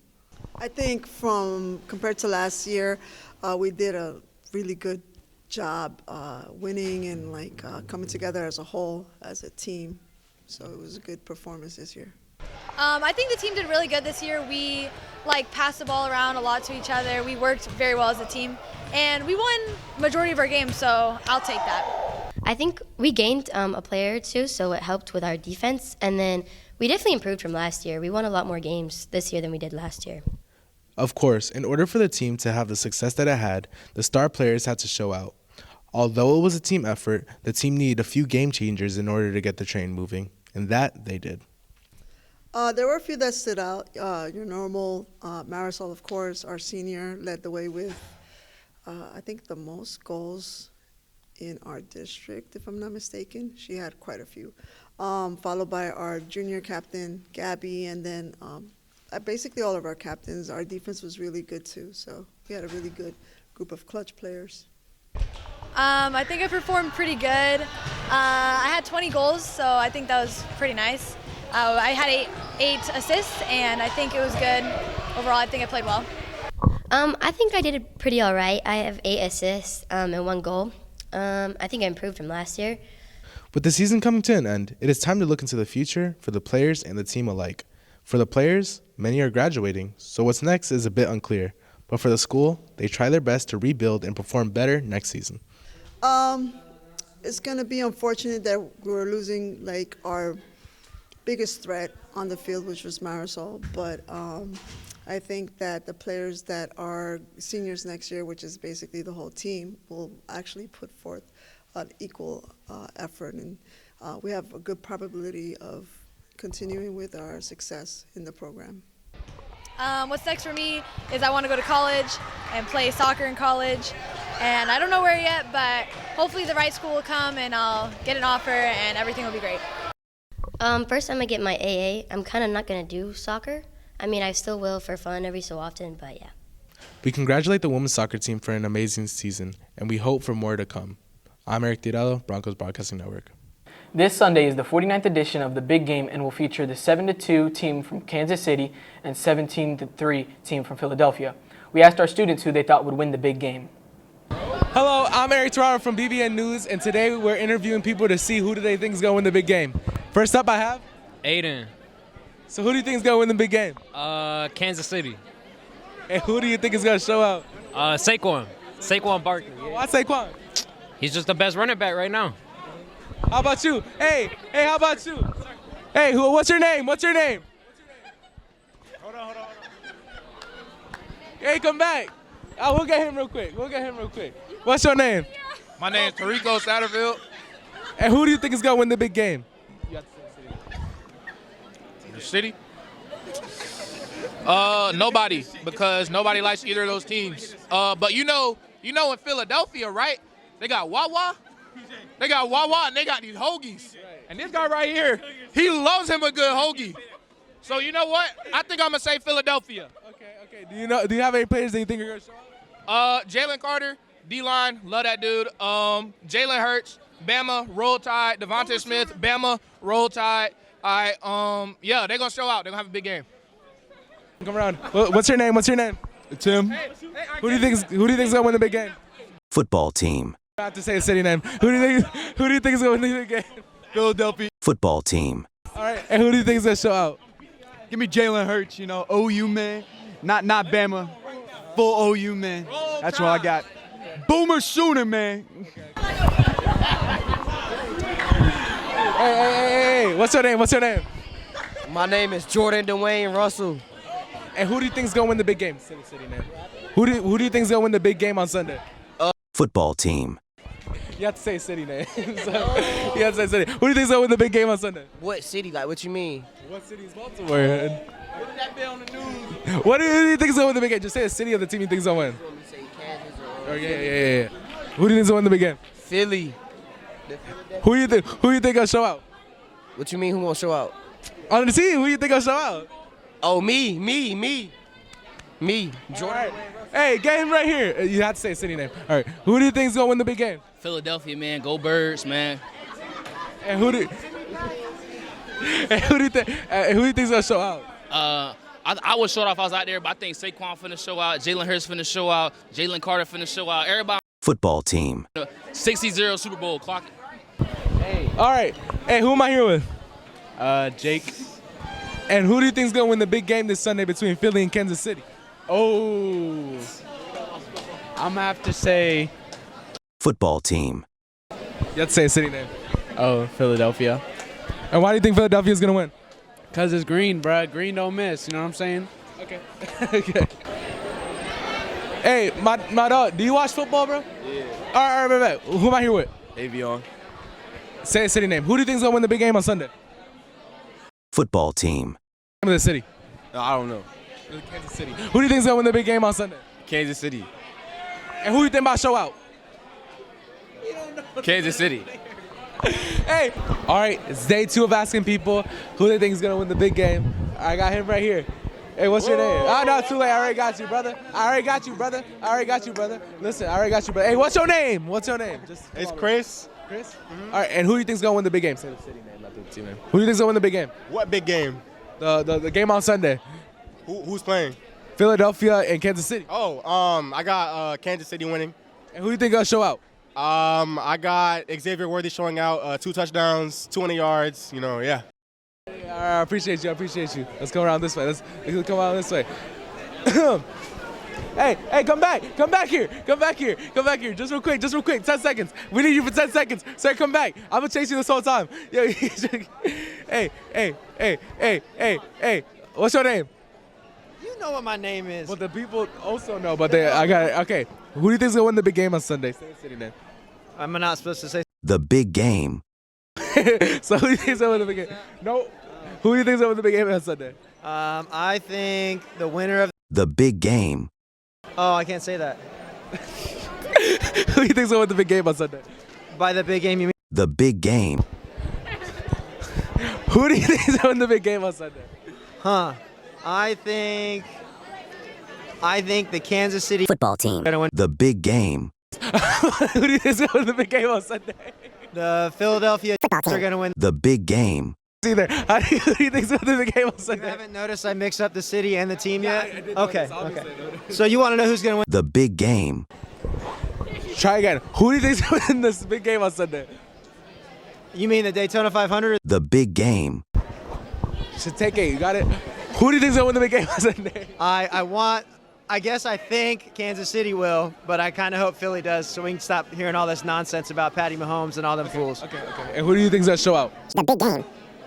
Let's try that again. Who do you think's gonna show out? Saquon Barkley. All right. MVP. Okay. There you go. That's good. That's good. All right. What's your name? Zion. Who do you think's gonna win the big game on Sunday? I got Philly. And who do you think's gonna show out? Probably Saquon Barkley. What's the stat line looking like? I'm going to say like 130 rushing yards and 2 touchdowns. Okay. What's your name? Brylan. Who do you think will win the big game on Sunday? Philly. Who do you think will show up? Saquon. What does the stat line look like? 25 completed receptions. Come on. Hey, what's your name? George. Who you think will win the big game on Sunday? Man, I got Philadelphia. Who you think will show out? Bruh, Saquon running for 3 touchdowns, 300 yards. Mahomo a fraud. Okay. Hey, what's your name? Sai Lee. Who you think will win the big game between Philly and Kansas City on Sunday? Philly. You got a specific player that's gonna show out? Do you have a specific player that's gonna show out? Saquon. Saquon. What's his stat line look like?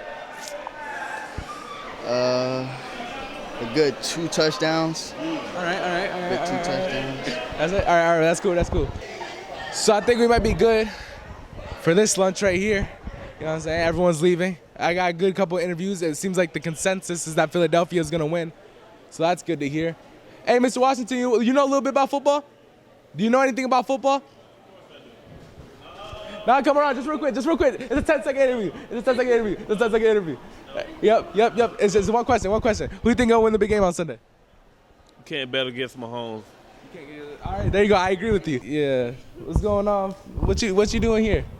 Right here, I'm just doing a little bit of, look, matter of fact, W promo. Right here, we got Valentine's Day with a book. Happened at the library. Right. One of these days, just come to the library. We doing this. Right. I'm gonna need to see some ID. I don't know if you. No. Hey, get him. Hey, if y'all, get him. Who do you think is gonna win the big game on Sunday? The refs. So he said Kansas City. That's what he said basically. Yo. Do you know how many players are gonna show out? I feel like LeBron's gonna really be on the top of the leaderboard here. Michael Jackson is also gonna be up there. Yep. So this has been Lunch Break here at Toronto. We asked everyone what they think the big game is gonna end up like. I haven't given you my answer. My answer is gonna be I think Kansas City is gonna win by 60. I hope they win by 80. I have so much hatred for Philadelphia, especially after eliminating my team by 32 points in the championship game. So I hope Patrick Mahomes throws 86 touchdowns. I'm gonna be realistic here. 85 touchdowns, 4,332 yards. You know what I'm saying? I think Jalen Hurts is going to throw 36 interceptions. You know, then that's basically it. All right, so that's been Lunch Break with me. You know, I'm Eric Terrell from Broncos Broadcasting Network, and I'll see y'all. On to this week's book trailer. Save Me a Seat is a book authored by Jita Varadarajan, and it follows the story of 2 children. Joe, who has lived in America his whole life, and Ravi, someone who had just moved to America from the Middle East. Normally, the kids would have nothing in common until they realized they shared the same common enemy in Dylan.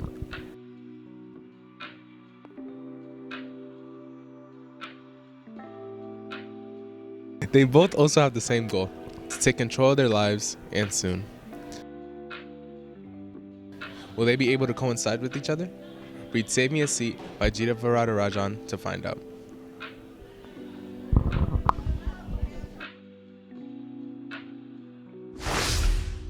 On Tuesday night was the 33rd Annual Polk County Video Awards, and for the first time in Bronco broadcasting history, we have taken home a first place award. The award was for sportcasting. Let's take a look at rodeo. History has been made, Broncos fans. I'm Raphael. And I'm Eric. Welcome to the special post-game edition of Rodeo. As for the first time in DHS history, our Broncos hosted 2 basketball playoff games on the same night. Buckle up and hang on. The rodeo begins now.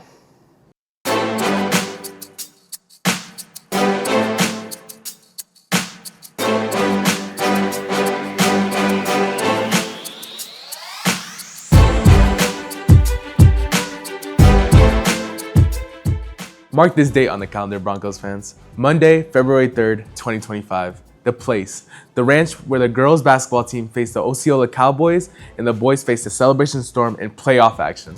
It was the first round in the FHSAA 7A District 9 playoffs. It's win or go home time. We'll begin with the Lady Broncos, who began their end of the doubleheader against Osceola. Starting the game on 8-0 run and never looking back, the Ladies Broncos would end up winning 50-27. The girls will travel to Haines City tomorrow night to take on the number 1 seeded Hornets. Tip-off is at 7 p.m. I feel like the girls played very well. They played as a team. It was a team effort. Everyone came ready to play defense, which is what I stressed over the last couple of days. The boys pushed the pedal to the metal right from the start against the Celebration Storm, and like the girls, never looked back. scoring the first 7 points of the game and leading 23-5 at the end of the first quarter. The boys would go on to win 71-41 and will face the number 2 seeded Poinciana Eagles tomorrow night. Improvements. I thought we could have did a better job boxing out.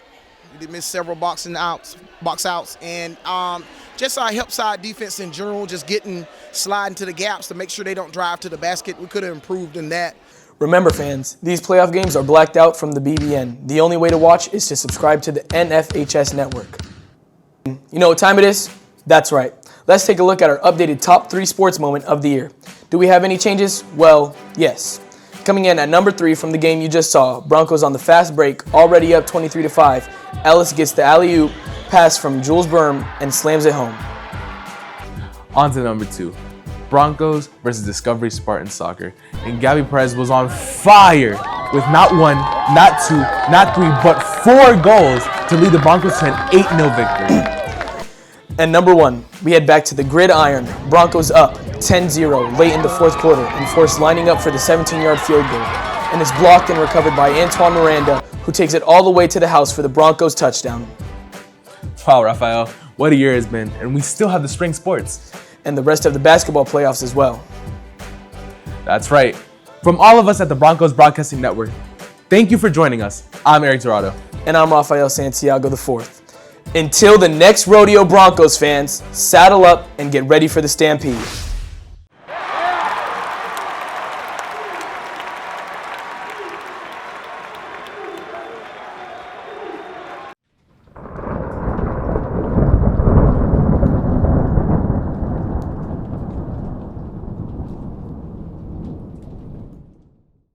Thank you for joining us today for Broncos News. I'm Eric. And I do want to give thanks first to, of course, to Mr. Shigaris, because without him, I wouldn't be here. I remember when I started freshman year, I had a teacher who didn't exactly understand the ins and outs of TV production, and it kind of turned me off. But now that Mr. Shigaris is here, who has the same passion that I have for TV production, I'm completely thankful for him for, being here today and knowing the stuff I know today, of course. I also want to thank the people who helped me with all the packages I did. So my main thanks goes to Orlani Dominguez, Justin Medina, and William Watson, because without them, I really wouldn't be getting any work done. And I cannot do any of the stuff that I do today, or all the news packages that I do, I cannot do it alone. So really, really big shout out to them. With that being said, this is my last broadcast, so I leave the reins to the juniors, and sophomores, freshmen who have the same passion for this that I do. So again, thank you for joining me today. I'm Eric Dorado.